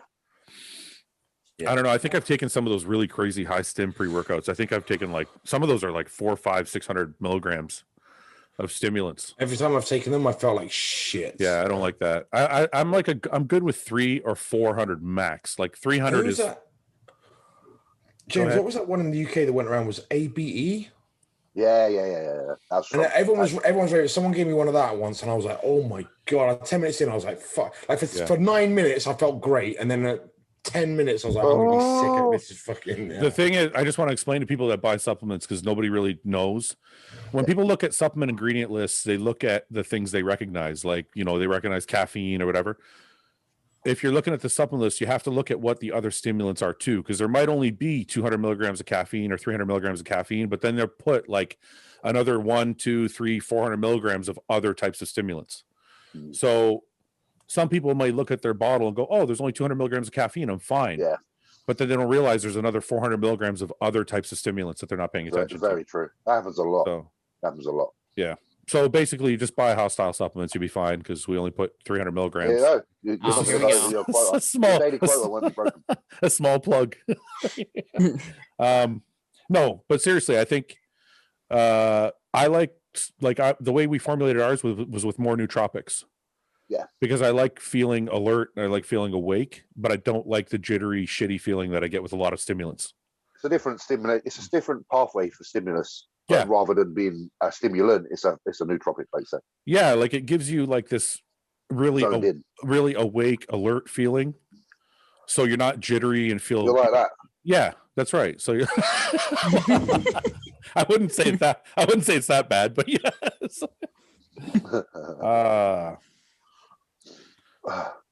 Let me see. If you could only eat plain chicken breast. No, we just did something like that. If you had to go back to before you started training and restart, is there anything you would change given your circumstance would be the same as they are when you started? I don't know. No, I don't think so. Wave up this. I've got a wee wave up this. Yeah, I can't hold it any longer. Ben, what would you change? Anything? Yeah, I'd stop trying to chase as much fucking weight as possible. It's what I'm doing with all my clients now as well, as being like train the muscle, not the movement. I think I got so obsessed with I have to get as strong as possible and forgot actually placing tension through the target muscle. Now, like what I looked at some old videos of me, and I've put a few up of me squatting. And I'm like, God, I like squatted a lot. And nowadays, I'm probably not squatting as much, but I'm squatting better, feeling it more. I'm squatting now for bodybuilding rather than kind of just for ego. And like I can move. If I load the bar up, I can lift heavier. I'm sure of it after a few weeks. But I'm to really be precise with that. That's just an example, No, I think it's a great example. I think I was just saying this to Paul the other day because we started training a little bit lighter on some other stuff. And I said, it feels good. It's like I don't have to worry about moving the bar from A to B. James, I didn't realize he's not wearing any fucking trousers. It's in his ginch. It's just amazing. Are you sitting? Are you in a pair of posing trunks, James? No, just boxer shorts. They're just my regular pants. That's right. You know, you see all these people do their. You see recently people are having their Zoom meetings and they just put the shirt and tie and jacket on, and then they're in there like that's James. James is doing that. Yeah, his Valier shirt on and he's fucking. I would honestly, from the beginning, I would go back to training arms lighter.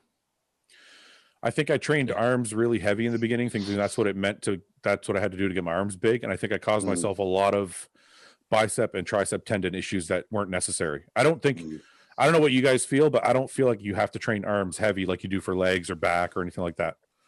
I feel like the only heavy you should do are the ones that are not stressful on the joints, which unfortunately most of us make the mistake of standing there doing a barbell curl heavy. Yeah, like I think like a preacher, like a Cybex preacher. Yeah, you can maybe go a little bit heavier on something like that, but yeah. I was thinking you meant more like doing dips. Oh, and that as well, or doing like a close grip bench, because they're kind of more they're almost more compound, right? Yeah, I don't do any of them now. Yeah, that's the only thing I would have changed. I would have trained arms lighter, and I would have that way, because I feel like, I don't know if this makes any sense, but, and Ben, maybe you can explain this to me. Since I train my arms really, really heavy, I feel like it's almost created, the muscles almost pulled off the joint. Does that make sense? Like this, the muscle is shorter. It happens to people's pecs. Does it? Yeah, like I don't know why, but I've seen it happen when obviously the muscle starts to ride over slightly. Yeah. And obviously, you ever notice? I can't explain that. Well, no. Listen, but listen. Like, have you ever seen like brand, like not brand, like Gaspari, right? Or even like, I won't use anybody else. Use my own arm. Yeah, but it's like up here more. It starts to pull away from the joint a bit. Right. And the same thing with the tricep. It's like, it's higher. It's like almost. Are you sure that you're just not putting more muscle higher? So relatively speaking, it's not as built up down towards the tendon. No, like if I showed you. Muscle belly's getting bigger and thicker. No, dude. If I showed you a photo from like 2008, if I showed you a 2008 photo. I don't know if you guys heard of Rob Kearney, but he's a world strongman competitor. He was going for the log press world record, and he was going, and he got it up to his shoulders. And right when he was going to go, his tricep just popped off. No way. Yeah. See, you had a tricep tear, didn't you, Fouad? Yeah, I did. Actually, you know what? I might have an idea what Ben's talking about, but let me just show you guys this real quick. So this is 2008. Okay, Ben? This is like all pulled back. There's not this fullness anymore. Yeah, like your tricep, like literally the long head goes all the way to the elbow there. Yeah, like it's full all the way through. Yeah. And the bicep is actually like this gap. Well. This gap now is bigger. Okay. So is that just wear and tear? I know, but I just can never explain exactly what it is, and I notice it happens to older bodybuilders like that. Yeah, a lot of guys I know in their like 40s have kind of got the same thing. Yeah, so that's what I was saying, like the bicep and tricep, and I wonder if it's from training really heavy and causing damage to that area. I wonder if you trained lighter, if it would have remained healthier. Is what I'm saying. I don't know. Okay, you guys are both eating at the same time, really? Like, okay, Ben's got big arms. Ben's got big arms, so Ben doesn't have that issue because his arms are massive. What? Ben doesn't have big arms. Are we talking about a different Ben? Are we talking about a different fucking Ben here? His arms are chunky. What Ben are you talking about? This one. No, what the fuck? His bicep and tricep are long. They're not short. Well, yeah, I'll agree with that. Yeah. I have a lot of muscle there, and it's in all the wrong fucking places. Like my long head of my tricep is really big, but my short head is terrible. So on a side tricep, I have no fucking. No, that's where you need it. The long head is where you need it, because then when you pull up for a front double, yes. But the only shot my arms look big in are a front double. That's the only. I do a side chest. I do it because on a side chest it's the complete opposite, right? Yeah, I got you saying. There's all my tissues here and here, and then I do that, and there's nothing. Just get yourself some SEO. You'll be fine. Just load them up. Yeah. Just do it. So Will's going to eat 3 McDonald's a week, and I'm going to load up on SEOs. Any more advice from? If I was giving you guys all advice, you would be fucking huge right now. Listen, I'm going to record myself eating McDonald's, and it's going to blow up. Do it. I'm telling you. We will. We'll share it. Will, listen, Ben, Will has trouble eating. So I'm trying to get him to get some calories in. That's all. Oh, Will, go get a bowl of fucking fish and rice and start eating with us. Come on. And then Fouad will get real pissed off. Yeah, I will. Yeah, all three of you. Are you serious? Look at this. This is ridiculous. Will, don't ever. When I started YouTube, I knew like I never eat when I'm on camera and right in front of the mic. True. Yes. That's disgusting. You're very correct. See, I play PlayStation 5. I eat. You'll hear me coughing and burping on Twitch. That's part of the persona. James, you literally sat there in your pants as well, mate. I'm in my pants. I've got no hair on top of my head, and I've got Mr. Burns' hair. You know, I'm just chill. I'm chill. How important? You're so vain, James. How important is a 1 rep max in bodybuilding? How much do we care about them? How often should you try one? Never. It's not important as in bodybuilding. I did used to do them when I was younger because I did, like Will, I had a massive joy for kind of powerlifting, I suppose. I did it in the gym because I was being dumb when I was younger just to see what I could do. But then I realized around 25, 26, I was like, this is stupid. I'm like, I don't want to do this anymore. What 1 rep maxes did you like to perform back then? The only bench one press, was it squat, was it? Bench press. My best 1 rep max was 550. And that was it. That was the most I could do. Oh, damn. What? That damn what? Shit. No, it's not. You guys bench that stuff for fun. I don't bench 500 for fun, mate. No. 500 is a lot. What do you bench, James? What's the most you ever benched?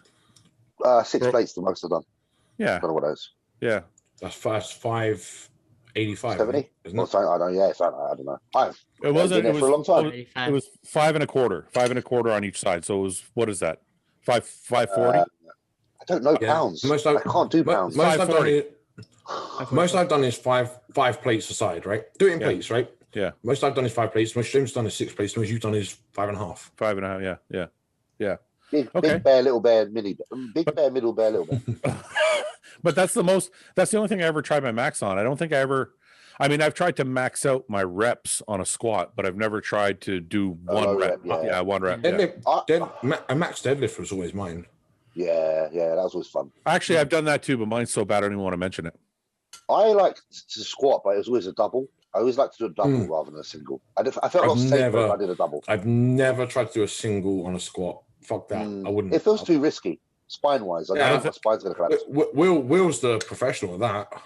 I don't think I've ever done less than like 4 reps on a squat. I'm always too scared. When I was doing powerlifting, whenever I would train, I would do like 1 or 2 reps and I'd go heavy. But now I can't go like under like 3 reps. I always have to get like 8 to 10 or more. Yeah, for bodybuilding. That's bodybuilding, man. That's the conversion you make when you step from the powerlifting scene to the bodybuilding scene. You tend to stress the muscle for longer periods of time under a little bit. To answer the question, in true bodybuilding, what use does it have? It has no use. Yeah. Apart from you get a lot of views on Instagram. I don't bench anymore with the program I'm on, and I don't deadlift anymore. So what have you put in place of bench? Do you do like incline presses? I do like incline with dumbbells and fat bells because the reason why I don't do like the barbell for the bench is because I don't get the full range of motion that I can get. When you get the dumbbells, you can turn it and then get the full stretch. That's like one of the biggest things I talk about on my kind of training philosophies is range of motion. So dumbbells for me always are really a preferred means to train chest because of the, like you say, the range of motion. Yeah, and I switched the deadlifts to RDLs. Yeah. I feel like you actually get a better back from RDLs.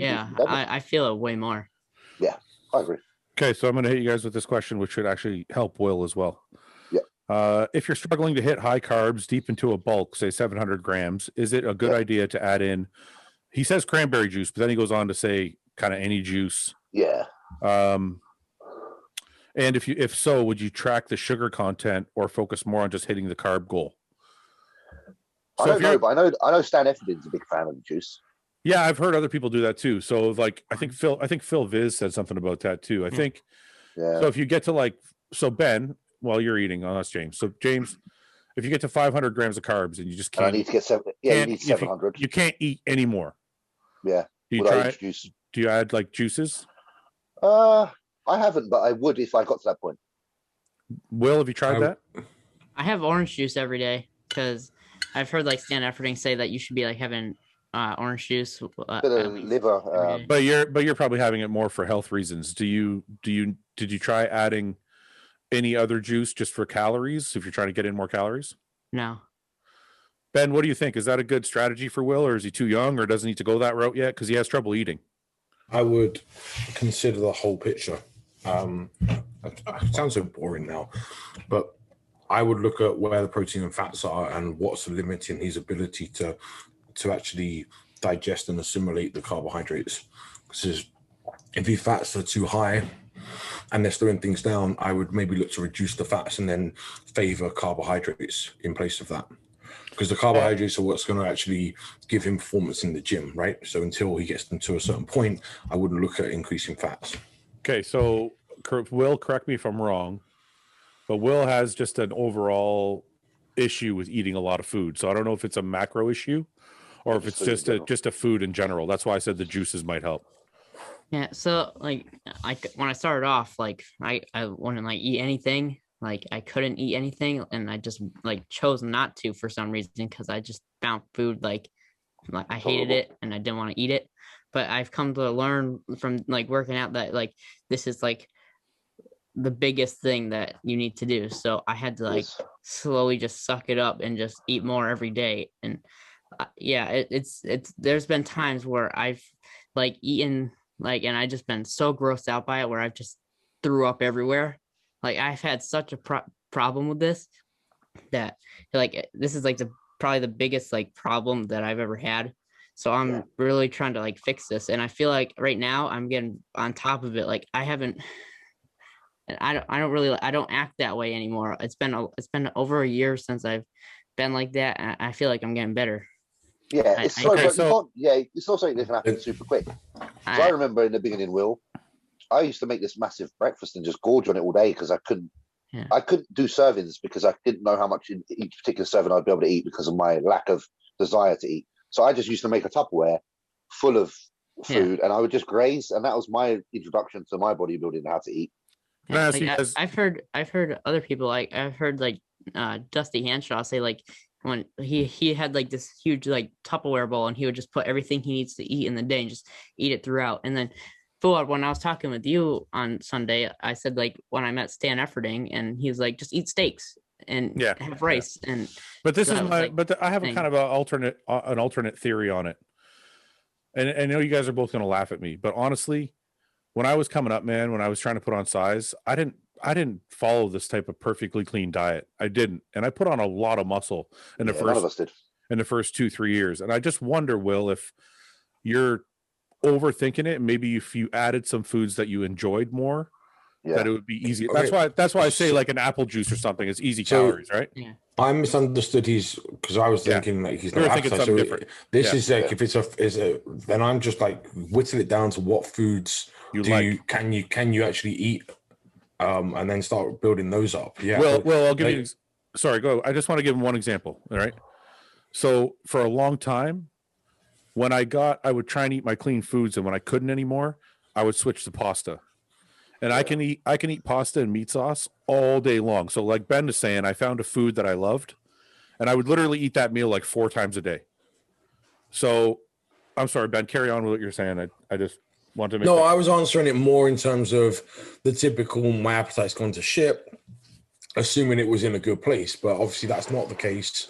So my answer was kind of inappropriate for the circumstance. Will, are you trying to eat like a bodybuilder because you've heard bodybuilders like James or Ben or Ian say they eat these things, or are you just like eating cleaner food and don't like eating any kind of other stuff? Well, I've always grown up like eating cleaner foods, and now my coach has me like eating like chicken and rice and steak and rice and nothing like crap like that. I have like one cheat meal a day, or not a day. Well, I'm not cheat meal a week. I'm not suggesting you have cheat meals. I just mean like if there's a food you like more, like for example, Chad used to have me eating like a pound of potatoes per meal, but I couldn't do it. So I would have to boil the potatoes and make mashed potatoes, and I would use a little bit of sour cream and a little bit of butter, and that's how I got my potatoes in. Yeah. So I don't mean full out cheat meals. There are ways to make things taste good that might add a little bit of calories, but they also allow you to get in all that good nutrition. Yeah, like I tried pasta and meat sauce because I saw you doing it, and I've been really liking that. So I have that a couple times a week. So I'm trying to think back to 14. Sorry, Will. Sorry, I was trying to think. Go ahead, Will. Sorry. I was just gonna say that like the pasta and meat sauce is really easy for me to get down. Yeah.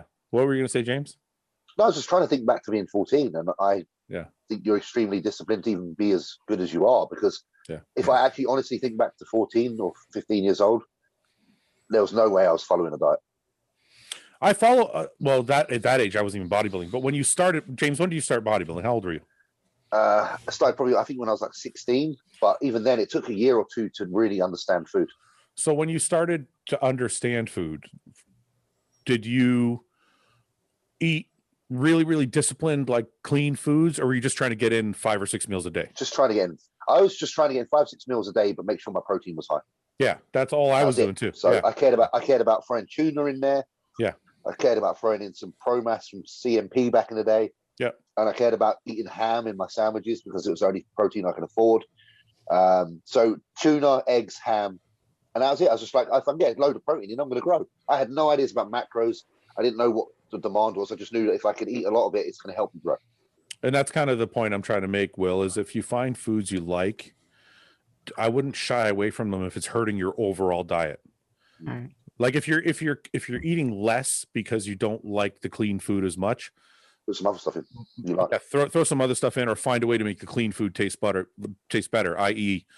the sour cream and butter with the potatoes makes your potatoes taste better, right? It's going to add more calories, but that's something you need right now. So those are a couple of suggestions that might help. You're very disciplined, Will. Like at your age to already be considering being on such a regime, that's going to lead to very good results. And it's going to mean that you're going to be ahead of the game when you get to, say, 20. Thank you. I want to ask you guys what you think. This guy says, Fouad, do you think you've achieved what you wanted from the start of the podcast to give people a real view into bodybuilding told by real people in the industry? What do you guys think? Have we done that? I think so. Right? I think we're all quite humble and genuine. I don't think we have anything to hide. And I think you know what? I'm very fucking humble. We can ask we can ask Will. Will, you're on the outside looking in. Do you think this podcast has given you a better idea of who the guys are? Definitely. I've learned so much from you guys. Like I always thought like all bodybuilders were like mean meatheads, but they're all nice and they all do stuff and they're all human. Like I've learned so much I never knew anything about James and Ben, and when you guys came on here, I've learned so much about you guys. So it's definitely helped. Yeah, that was kind of the point. It was kind of like to let everybody know we're human. Like we don't know everything. We're not perfect. We're whatever, and I don't know. Okay. I was gonna say, like, I can't stand the people that just talk trash and like just aren't like nice to other people and they just care about themselves. Yeah, that's not the aim of this channel. I try not to do that here. When you get blood work done, what is your testosterone total level at when you're on cycle and when you're just on TRT? I'll take that one. Okay, go ahead. No, I don't know anything. Go ahead, Will. Tell us what your test levels are. More than us. Damn it. I don't know why I read that. We'll skip that one. I don't know. I think the last time, I'll be honest, I think the last time I did my... What is it, Ben? Go ahead. Well, I don't know. Currently, when I'm on cycle, is at 2000. Yeah, my last one was 1536, I think. That was when I was off, like Fouad off. Oh, okay. Mine was on 500 tests. So wait, when I was off, you saw mine, didn't you, boys? Yeah, but no, I'm not off. I know.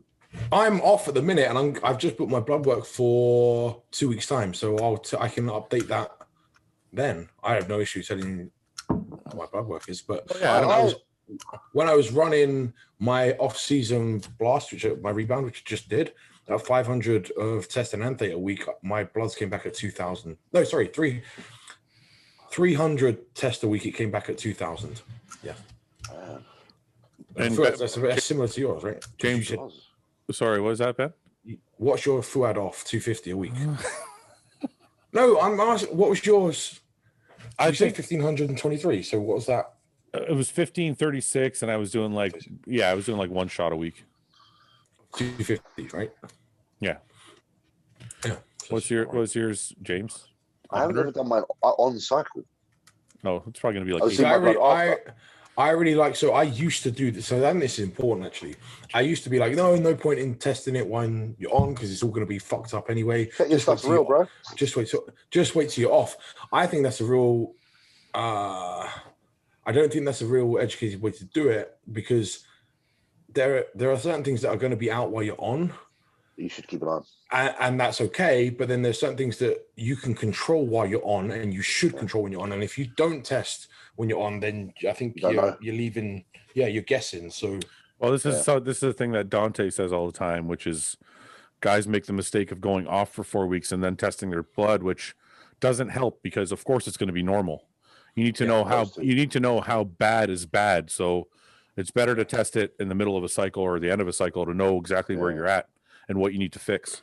What do you guys think of Seth just getting off all that stuff and just like really cutting down? You mean doing that transformation? Yeah. Is that what he's doing? He's doing it natural? Yeah. Cutting down his growth. I think he's just cutting down a lot. Yeah, I think Seth wants to, I think he's fully decided to retire. So I think Seth's goal is to look more athletic and kind of more have an everyday physique instead of a jack bodybuilding physique. The problem, I think it's a great thing for him. I think I want to do the same thing when I fully know I'm going to hang it up. But I think the hard thing is that I go through that I wonder if Seth goes through is it's hard to give up that life. So I don't know how easy it's going to be for Seth to say, you know what, I don't want to have 23-inch arms anymore. I don't want to be, it's hard to give something up when you, and not for self-esteem reasons. It's not like, I don't want to be small so people don't make fun of me. It's just for the passion of being big. So I think it's a good thing for Seth. I want to see how he feels about it when he does actually trim down. That's a big question I'm going to be asking him this weekend. That's a good one. Yeah, that's a good question. I have a question actually since Seth's name being brought up.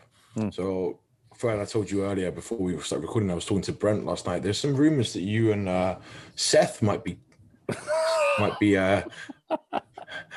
lacing some things up. Am I right in this? I have a boxing background, and for like a week. No, I'm just joking. But they're doing a charity boxing event in Tennessee on May 4th, and there's a bunch of boxing matches. I don't know who it is. They have some influencers, and please don't ask me who. I don't know.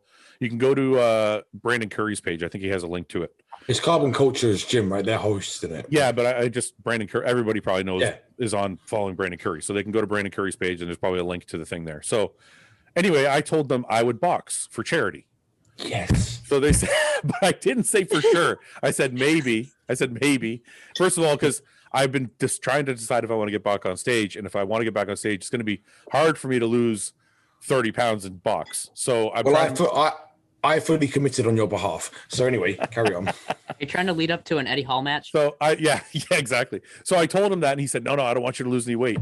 I want you to box at 290 pounds. Just be a fat bear. So I said, what would be really cool? I said, if I could get Seth in the ring with me and Seth would have a boxing match.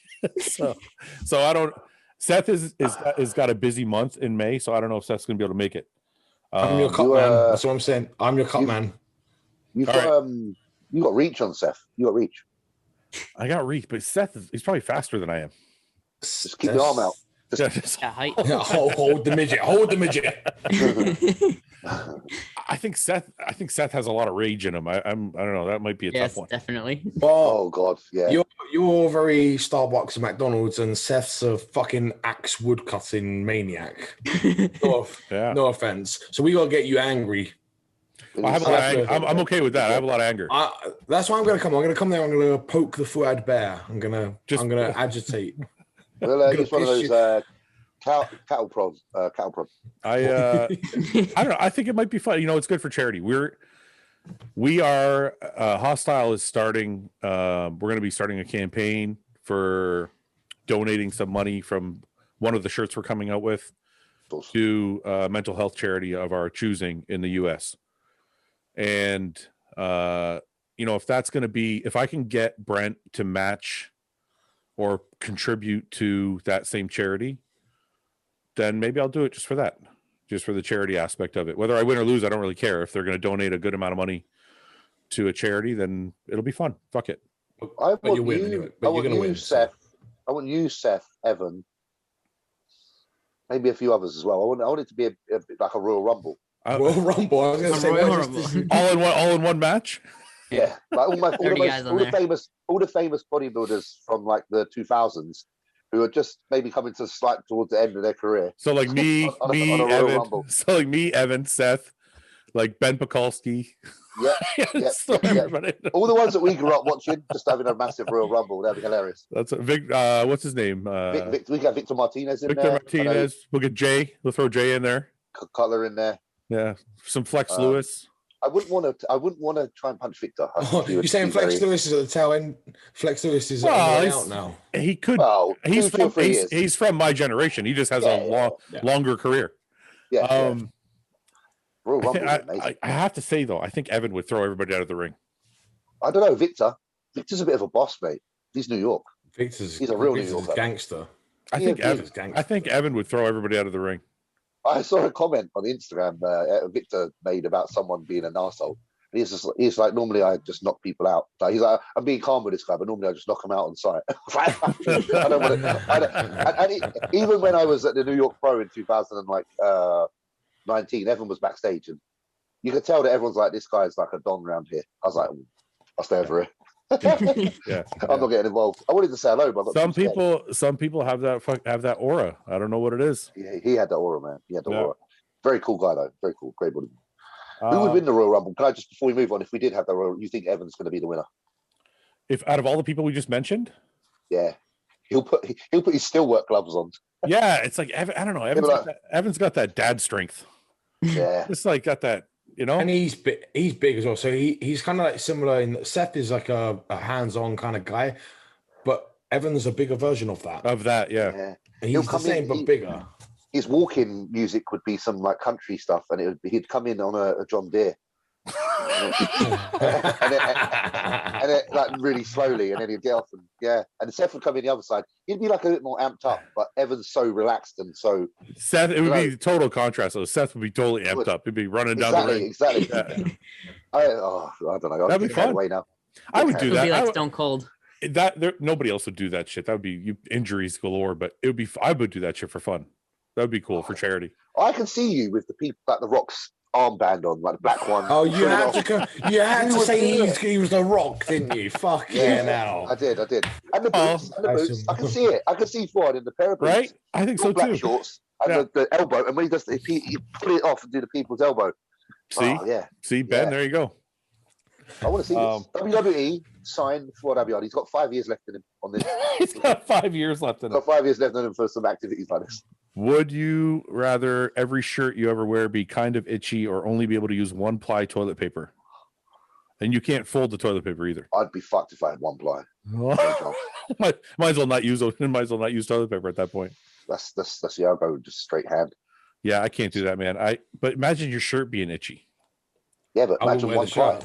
No, well, let's see. You have to put the shirt on. But you have to go somewhere. You're not going to wear a shirt? I can live with it. When you go to the grocery store, you're going to go shirtless? Well, what do you think? I don't know. I feel like I would just wear the shirt. I think I'm wearing the shirt, man. I can't not wipe my ass. I'm wearing the shirt. I can't use one ply. I know. Well, no, you can. Fred, there's ways around this. You can B-day it. There's no ply then. What? Oh, let's give it. Use a B-day. If you B-day, just wash your ass. There's no ply. Ben just wants an excuse to have no shirt on. I'm trying to. I don't know. Will bodybuilders Will knows you already, Ben. Fuck it, we all get on stage fucking naked anyway. Is it more beneficial to have 2 leg days than 1 per week, breaking up hams and quads? Ben, I think so. Okay. Sorry, I jumped in. I do think so. What do you think, James? That's the way to go? I think so. I think you pay a lot more attention to the week, like whether it be quads just like a little bit less worked or hamstrings, one way or the other. If you split and allocate days to each one, I feel like you give a little bit more. Unless you're hugely leg dominant and your upper body sucks, then if you're being packed, don't do two leg days. I was gonna say if you're leg dominant, it's not a good idea, but I don't think you can get in the right amount of work you need, man. It's two massive body parts. Like when you train quads and hams together, it's hard to get as much. That's why I don't like to. For me, it's the equivalent of training chest and back together. I'm like, you're trying to chase two rabbits at once, you know? Yeah. Not as much though, because when you squat, your hamstrings are involved a lot. I feel like. So I mean, I just compare them to that. So I'm like, unless your legs are very well developed, you wouldn't do chest and back. I mean, some people do, but they're not getting the progress that they could. And that's what I mean. It's the hams, man. It's the hams. Yeah. I do quads. I have like a quad day and then I have a hamstring day. But like on those days, like on my quad focus day, I'll throw in like 2 or 3 extra hamstring exercises, and I'll do the same when I do my hamstring day. Like I'll throw in like 2 or 3 quad exercises. You do a lot of exercise as well. I'd like throw in one. I'd be like, I'll put one in at the end. Yeah, but for hamstrings. Yeah, like if I'm doing quad day and I was going to throw in a hamstring, I'd only throw one extra hamstring workout. but I think without being insulting, you're a bit further along with your ability to recruit that muscle as well, right? I always do too, because I always start my leg day with lying leg curls, or I'll start with even if it's just a quad dominant day, I'll still start with a lying leg curl. Yeah, I find that the knees get warmer from the back rather than the front. Yeah. Yeah, I understand. Well, John Meadows, we brought up a good point. He said, look, if you're going to warm up your knees, why warm them up on a leg extension and put direct pressure on the knee you're trying to warm up? He goes, otherwise you could do leg curls and warm up the knee with no pressure on it at all. And you're activating your hamstrings, which is going to help you squat better. Yeah. True. Yeah. So I've always started with lying leg curls, and then I'll do 3 or 4 quad movements and then finish with hamstrings. Yeah. So I actually did this because I have some flexibility in my training right now while I'm off. I moved the exercise order around. Bear with me on this one. So I have been squatting very early on in my sessions, and then yesterday I moved, and I've been having real bad patella pain and inflammation from it. And it's like a constant, I'm trying to manage the inflammation and the pain. Well, I put my squats as technically my second working exercise, but they're actually my third because I did a bunch of hamstrings and adductors to warm up. Yeah. And put them there, and I breezed my squats. They felt so much better on my knees, and I lifted more, and so it didn't take anything away from my lift because I actually lifted more, and my knees felt better, and it was just wildly better. So for sure, warm up more. This is going to rile you up, Ben. Would you rather win the lottery or live twice as long?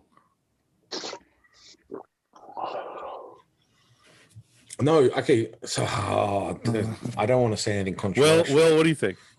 It's going to be controversial with you, Ben. It's going to be controversial no matter what you say. We're going to fight.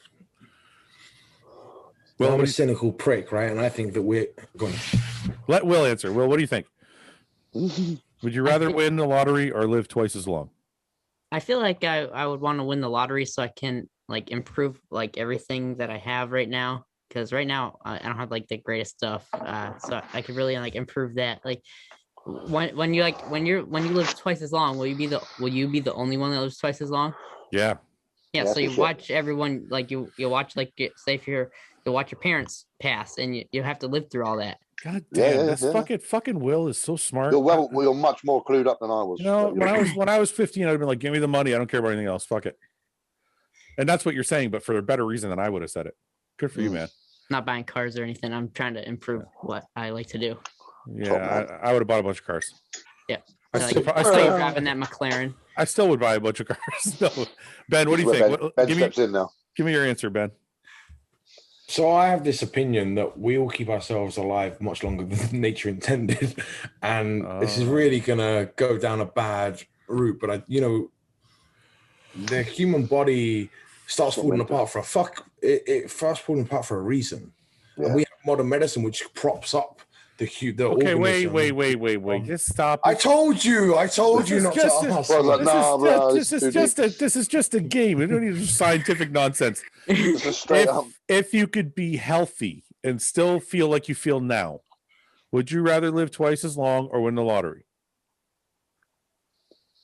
I'm not saying you'd be. I'd rather have the money because I'd rather my son live twice as long than me. I don't give a shit. Like, give me the money, and then right. It's fine. Okay, sweet. That's a good answer. What about you, James? Don't eat that banana on camera. It's going to end up in a meme. You already did.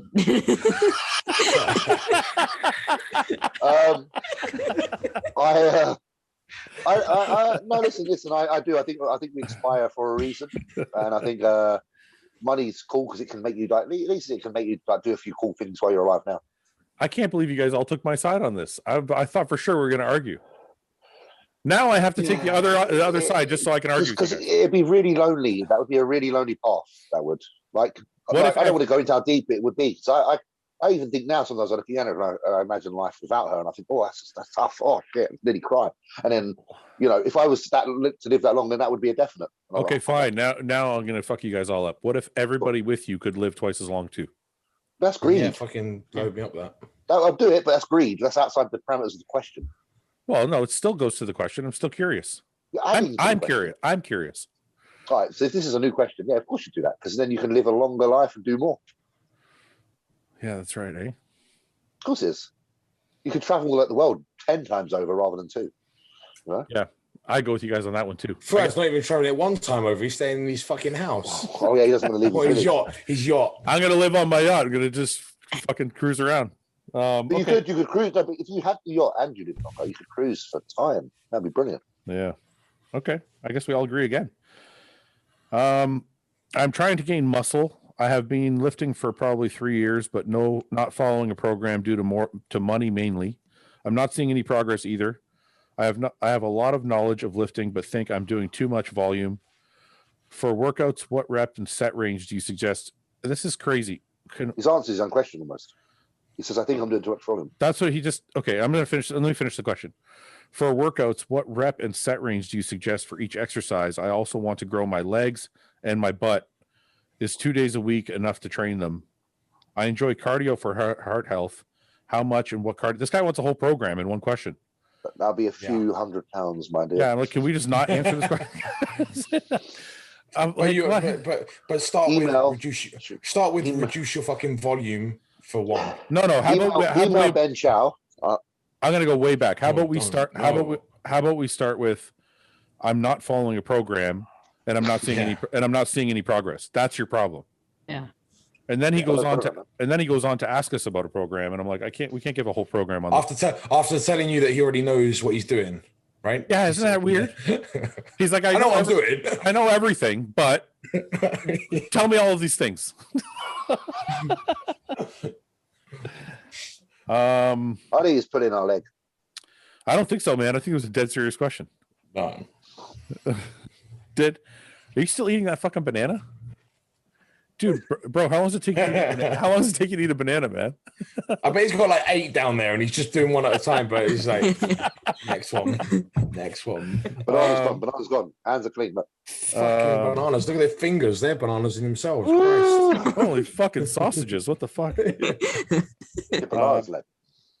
Did you have a period in your bodybuilding career when you smoked cigarettes? Yes. No. Yes. I did. I started smoking when I was 14. It's always a youngest age, isn't it? Yeah. Cigarettes. Will, are you currently smoking? Pretend your dad's not there. Pretend your dad isn't there. We won't tell your dad. Are you smoking, Will? No. Good lad. No. Yeah. No. Yeah. Good lad. Oh. Just cigars. Just cigars on my birthday.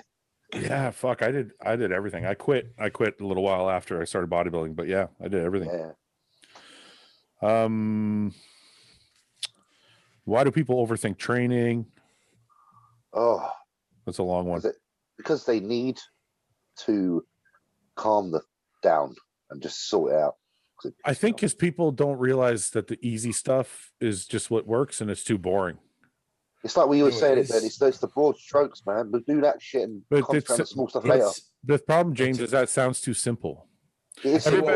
Everybody wants like this. Give me the complex stuff you're doing. Tell me. You know what it is. You know what it is. They're not patient enough to do the basics for long enough to realize that basics worked. Yeah. They do it for 3 months and go, I don't look like James. Yeah, no shit, you don't like James. It's the people that are on Instagram and taking up all the room, telling you how to perform exercises and haven't got an ounce of muscle on them. And it's like, oh man, I need to just like delete everybody because the world's gone crazy. I was watching today, like even friends of mine, and I don't mean to be rude. They're friends of mine because they're friends of mine, and even they have got lost in this whole. Yeah, I'm going to educate everybody on how to train. I'm like, bro, like honestly, wow, you are lost. Like you don't even have any muscle. Like honestly, how can you educate someone on bodybuilding without the currency that is muscle? James, like, it doesn't make sense. Dude, somebody said to me in in the comments section, he said, Fouad, you're so ignorant. And I'm like, I'm like, ignorant? Why? He's like, you spent your whole bodybuilding career and didn't learn anything about hypertrophy or science. And I'm like, while you were, he goes, you didn't read any books. I'm like, while you were fucking reading books, I was living the fucking life. Yeah. I'm like, I don't care how many fucking books you read, man. I'm like, I was walking on the Arnold stage. Yeah, like, okay, so you know every scientific study out there fucking known to man, but I fucking lived it. So yeah, I'm just like, don't oh, you're back, guys. Okay, there you go. Did I get stuck? Or was it you? No, you guys all did. It's me. I got stuck. Oh, I was just saying, sorry, I just get really appalled by it. They should be coming to people and asking questions rather than telling everybody what to do, if I'm honest. It's fun. I feel like they should worry less about the guy who knows the perfect study or it's like you need your elbow to be perpendicular to the axis of the hip line. Drive down a diagonal angle so that it's funny. It's like they would rather. This is how I feel about some people. They would rather listen to the guy that sounds really smart, but looks like shit, rather than the guy. Hey, I'm sitting right here. rather than the guy who's actually done it, because he doesn't sound as clued in. Like I don't know all the studies, so like we don't know the terminology because we couldn't give a shit. No, I don't give a shit. I actually don't give a shit. I don't care about beta, alpha, shizzle, nizzle, fucking anything. You know, I just care about what works and what doesn't, and I know what works because I am where I am. How about you listen to me? How about you fucking listen to me? I wanted to show you guys this, and it's too long, so I don't want to read it on the podcast. But Lane Norton put this post up that I thought was awesome, and it talks about people. Basically, he makes an analogy about how people kind of give up when they're trying to get ready for when they're trying to lose weight. And he talks about he likes to compare things a lot to spending money and saving money and all that. So he compares it to investment, and he goes like, if you invested in a stock or you invested in the stock market, you wouldn't withdraw after a week just because you didn't see any growth in your money. You'd keep your money there because you trust in it, right? So it's kind of like the same analogy he makes, which is like 100% true. It's like, if you're going to invest your money, it's going to take time. So you sit there and you're patient with it, and you wait for good things to happen. That's not true. That's not true. That's what people should do, but a lot of people don't do it, and that's the point, right? No, that's what he's trying to say, though. He's saying that people. Yeah, but I'm saying, the guys that make the money are the guys that are patient with it and trust it, right? Yeah, that's what he's saying. He's like, if people, the people that invest that become successful with it, are the people that put their money in and they sit and wait, and they're patient. Yeah. He's making the same analogy for being on a diet, right? Which is it takes time, right? Yeah, but this is what I mean. It's like, and this is where social media, I think, has a role in it, because people see James right now, right? And maybe didn't see James for the last 12 years, starting where they did. But it's not social media's fault. It's still the person's fault, because people also see James squatting 6 plates on a weekly basis.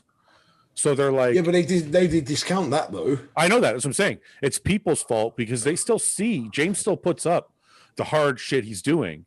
They just don't look at it. Yeah. They look at where he is and they're like, James, tell me what I got to do. And if James said you got to squat 6 plates every week, they'd be like, yeah, but there's got to be something else. Tell me your stack. Tell me your this. You know what I mean? they wouldn't just. It's the drugs he's taking. You know that. We all know that. It's the massive stack. It's the massive stack that I'm on. Massive stack. Apparently. How many times have you hit your head on a lat pull down attachment? Not many, but I have this story. I feel so bad. My friend, he's a lovely guy, Jason. He actually competed. He's a dwarf bodybuilder, and he competed. And fuck me, asked me for a spot, and I remember in my old gym pulling it down, and I forgot that he's a dwarf. So I pulled it down quite hard, and obviously he's got a short range of motion. I smacked him straight on the head. I felt so bad. Yeah, I felt it was awful. I felt so bad. But that's just funny because you talk about pulling that pull down. I didn't consider the kind of the leverage difference, and I yanked it down to give him a pull, and I fucking smacked him straight on the head, and I felt awful. But he actually competed. He actually competed in the UK BFF show back in the day. He looked really good. Well, I've never hit my head on a lat pull down, but like when I first started, when I was like 10 or 11, I was in this like crappy gym, and I had like 20-pound dumbbells, and I was doing incline. Freaking, I don't think I was strong enough for it. Oh no! Oh, that's when the tricep fails, and it's like, yeah. And then I whack my shin like every day when I go to the gym on something. Wherever I go, I whack my shin. Or like one time I was adjusting a pin and it must have slipped out of my hand or something, and it caught right in my hand. Oh, I had a huge blood blister and I had to pop it. Worse is when two dumbbells, when you put dumbbells down on top of dumbbells. If you got dumbbells by your side and you didn't get rid of them, and then you do another set of a different pair, and then you put them down, and I did that once. I did that. I got, you know how much shit I got into? I was really young. I think it was like my first year, and I think it actually taught me a lesson. It was like my first year lifting, and I did that, and I crushed my finger between two dumbbells, and this older guy walked by, and he's like, "That's why you need to put your weights back." Yeah. And I was like, and it stuck in my head ever since. It's so true. It's so true. I had this like one bad like accident when I was putting a weight away in the rack, and I've like the metal racks at the gym, and when I put it in, it landed right on my finger. And so every time I go put away a dumbbell, I'm like very slowly. Yeah. I got a scar right here on my forehead from the lat pull down bar. Really? I had my hands, I had them all wrapped up like real tight, right? With my wrist straps. Cable strap. And I'm doing pull downs, and when I stopped, I just let it go, right? Like I'm like, and this one let go and this one didn't. And then I yanked it to let it go, and it let go, but it swung the bar. Got me right here. I had like a big fucking but that's just from being stupid. That's not even a good war wound. What did you tell everyone it was? It wasn't. You didn't. You told everyone you had a little rumble, a little around. I got a fight. I knocked out this guy. I knocked out this fella in the gym for being Larry. If you, James, Ian, and Ben would go to a CrossFit workout, who would win and who would die first? I would die right now. I'm too heavy. I think I would die first. Yeah. Seriously, that CrossFit's hard, man. I fancy my chances. I'm not saying I'm good. I feel like I'm less of a. Well, yeah, you're looking at the rest of the team. You think they're all fucked. That's what I mean. Ian's got a track background, though. So do I. We all know this. We know this. But you do now. What did you run in track? I did 100 and long jump and hurdles. What's your fastest 100 time? Like 15 seconds? 10.7. No way. Are you serious? Yeah. Because the track team I was part of were really competitive, and there were 3 guys in my class, in my age group, who were really fucking quick, and I was the 4th. I was the 4th. Yeah. So they went through like. One of them was called Ben Farabee. I can't remember the other 2 guys, the 2 black guys. We were 2 white guys, but we hold for the relay. We had like the under 16 regional record, because all 4 of us ran sub 11 seconds, but they all went through to like Olympic tryouts. Yeah, crazy. In my year at school was Harry Akins. He was junior world. I don't think he's overly fast now compared to some of the others, but back in the day, because I used to go to Crystal Palace, and I think I actually saw him. I think I saw him run at Crystal Palace. He was really quick back then. Yeah. Awesome. We'll just do a couple. You remember, Fred? I was fucking light. Yeah, I didn't know that about you. That's all. I'm not saying I don't believe you. I just didn't know you were. I know you played soccer. I just didn't know you were fast. My long jump was probably my best event rather than sprinting. How far did you jump? It was over 7 meters. What is that in feet? It's 3 feet per meter, right? That's like 21 feet, man. And so my long jump was my best event. How the fuck did you jump 21 feet? Because I was good at track. That's not possible. Yeah, I think they. Hang on. Wait. He's going to work it out. He might have small. What's 7 meters? Is that 21 feet or am I wrong? 7 meters in feet. I don't know now. It's 23 feet. Yeah. So because I knew the world record. Is that like is that where you skip twice though and then jump? No, because that's like 50. The world record for the long jump is 9 meters. Oh, you can't even see it. You fucking jumped 23 feet. That's insane. I cleared 7 meters. I think I cleared 7:21 or 7.2. James, did you know that? That's crazy. I'm just like thinking think about how it, average, right? how average a child I was. That's the length of my truck. You know, my truck is 22 feet. Yeah, your truck's excessive. Yeah. So, but hold on. Think about it. Think about it. I know I'm like my leg strength and leg power has always been very good for my build. Yeah. So have that leg power and explosiveness. Take away the weight. No body weight. I'm not saying. Listen, I believe you. I'm thinking about how far you jumped in my head, and I'm like, I think I jumped like 6 feet when I used to run track. Shut up. I was. No, I'm serious. I was so bad at track, man. I couldn't. I wish I had.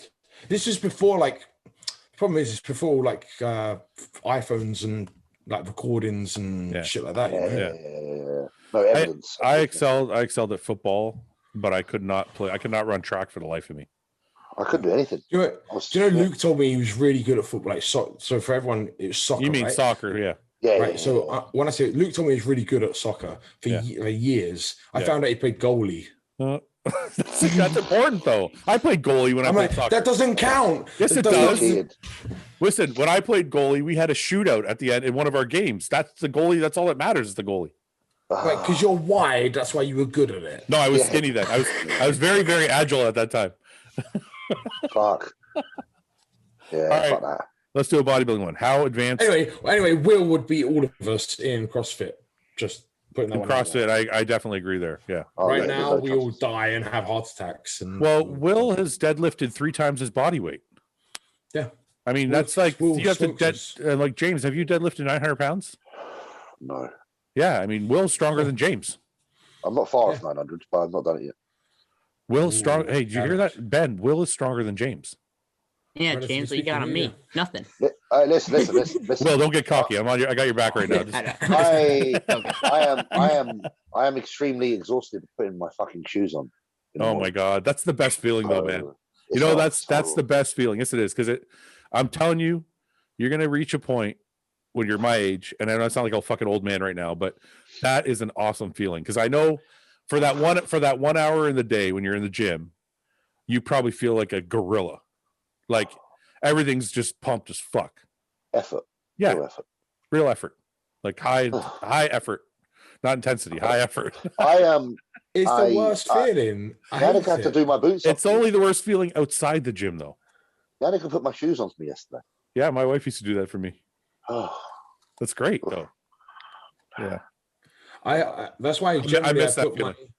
When I put my Nike high tops on, they normally slip. I've set the laces so I can just slip them on. Yeah. When I wore Converse yesterday, I'm like, there's a reason why I don't wear these at the minute.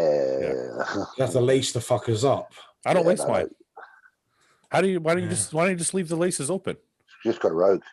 Because I was doing legs and I just wanted they were too the ankle support. Because the sole, my foot's quite wide, so the sole of a Converse it splays over the edge of it. Yeah, so I have to have it locked in. Okay. That's why I wear Jordans a lot because the Jordan base is wider. So yeah. How advanced should you be to start using wraps, and should you use it from the start? And I think I'm gonna disagree with you on this one, but I'll let you guys. But I don't think you have to be advanced at all. I think you just use them as and when they're required. Oh, okay, good. I guess we agree, James. What do you think, Ben? Ben's gonna disagree with me. Will, what's your opinion? Will, do you use wrist wraps? I use wrist wraps. See? All right. So I use knee sleeves, not wraps for my knees. Okay. I have reluctantly succumbed to using supports in the last few months. Yes. So you're using wrist wraps?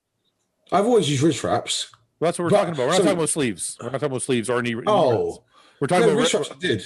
Oh, wait a minute. Sorry, I'm sorry. My fault. He means knee wraps. He just says using wraps. So I'm assuming. I think he means knee wraps. Maybe he means knees. Yeah, maybe he means knees. Yeah. Okay, I've never used knee wraps. I mean, I've put them on one time and I would get them off me. I hate them. I love knee wraps, only for my heaviest sets though. I don't think you have to be super advanced to use them. I think it's comfort and stability, and I don't think there's. I've changed my stance. Just let me say one thing. I know what you're gonna say. You hate knee wraps. I know. No, I think on your heaviest set only is okay. I use knee sleeves and a belt on my heaviest set or my working set of my squats. I don't like use wraps or anything. Like leading up to my working set, I don't use anything. Okay. Yeah, that's good. What do you think, Ben? I've changed my position on this. Let me retract, because I used to be hard no on knee sleeves and wraps. You used to take the piss out of me. I want to know. Him and Luke used to take the piss out of me. I want to know who changed your mind. I'm still not on the knee wrap. I'm not knee wrap bandwagon yet, but knee sleeves I can live with, and it's purely because I just couldn't manage my knee pain. But I want to know who changed your mind. Who allowed you to? Because I know you saw somebody doing it, and you're like, I guess it's not that bad. Hunter, I bet. I think it's probably Hunter. It must have been Hunter. No, I think I actually tried. I think I made the decision because my knees were hurting me so bad, and I had a bunch of people give me knee sleeves. Yeah. So I put a pair on. A few weeks ago just to see and feel them, because every time I've tried them, the bit I couldn't get my head around was around the back. They felt like they were pinching on the way down, and I'm such like I have to be in a groove in my set for squatting, and it was throwing me off so much. So I said, "Fuck it, I'm going to put them on warming up." Oh, to get used to them. Yeah, right. Yeah. Because I was only putting them on when I was up to 7 plates, and then I'm like, "Well, fuck, I'm not used to this. What the fuck's going different. on?" Yeah, it feels different. It was way different, right? Yeah. So I went, "Fuck it, I'm going to put them on at the start, see what happens," and that's what I did. And so Ben, it was better. Yeah. I admit I was gone. I just want to know. Did you feel naughty putting them on? I had a semi, but did you feel like you're going against your morals, and you're like, oh, shouldn't really do this? Doing something taboo. I did feel like I'm like piece of shit, but then I'm also like, my knees are now at the point where they hurt so bad, I can't fight it any longer, and I'm like, let it go. Okay, last question. That's something going to my head. Because I think we're 2.5 hours in. Nearly. It's 22:19. Call of Duty calls. Okay, all right. Take it easy. Last one. Out of all of you, what type of gym equipment do you think you are? I thought that was a good one. I'm some old rusty shit. I feel like I'm you're the old Dorian pullover, the Nautilus with the chain. Chains, bro. Chains. All greasy chain. James is like a hack squat. James is like the hack squat from Blood and Guts. Yeah, I've got that one. I've got a hack squat. That really like steep. That's what I use. Yeah. That's what I've got. Yeah. But rusty because he's got that ginger. Yeah, that ginger rust to him. Rusty with a chain. Yeah. Yeah, rust lad. Ben's a cable station. That's really timid. Why is he that? That's proper timid. It's tall. It's tall, and it's like very useful in many different ways. No, man. What that doesn't fit? Why not? Let's see what wonderful thing you're going to be, like a fucking full-on power rack, aren't you? That's what you're going to give yourself. No. He's a glute press. I think I'm a supported T-bar. I'm a supported T-bar because you're a foundation of many. I'm a foundation. That's right.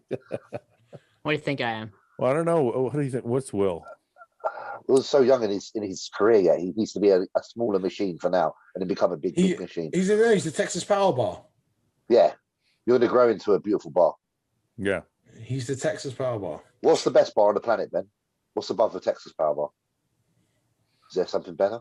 Even better?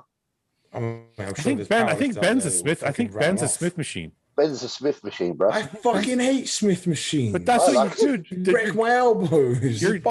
You're a Smith machine for sure. That's you. Why? Because you're very resourceful. Fouad is a seated calf raise.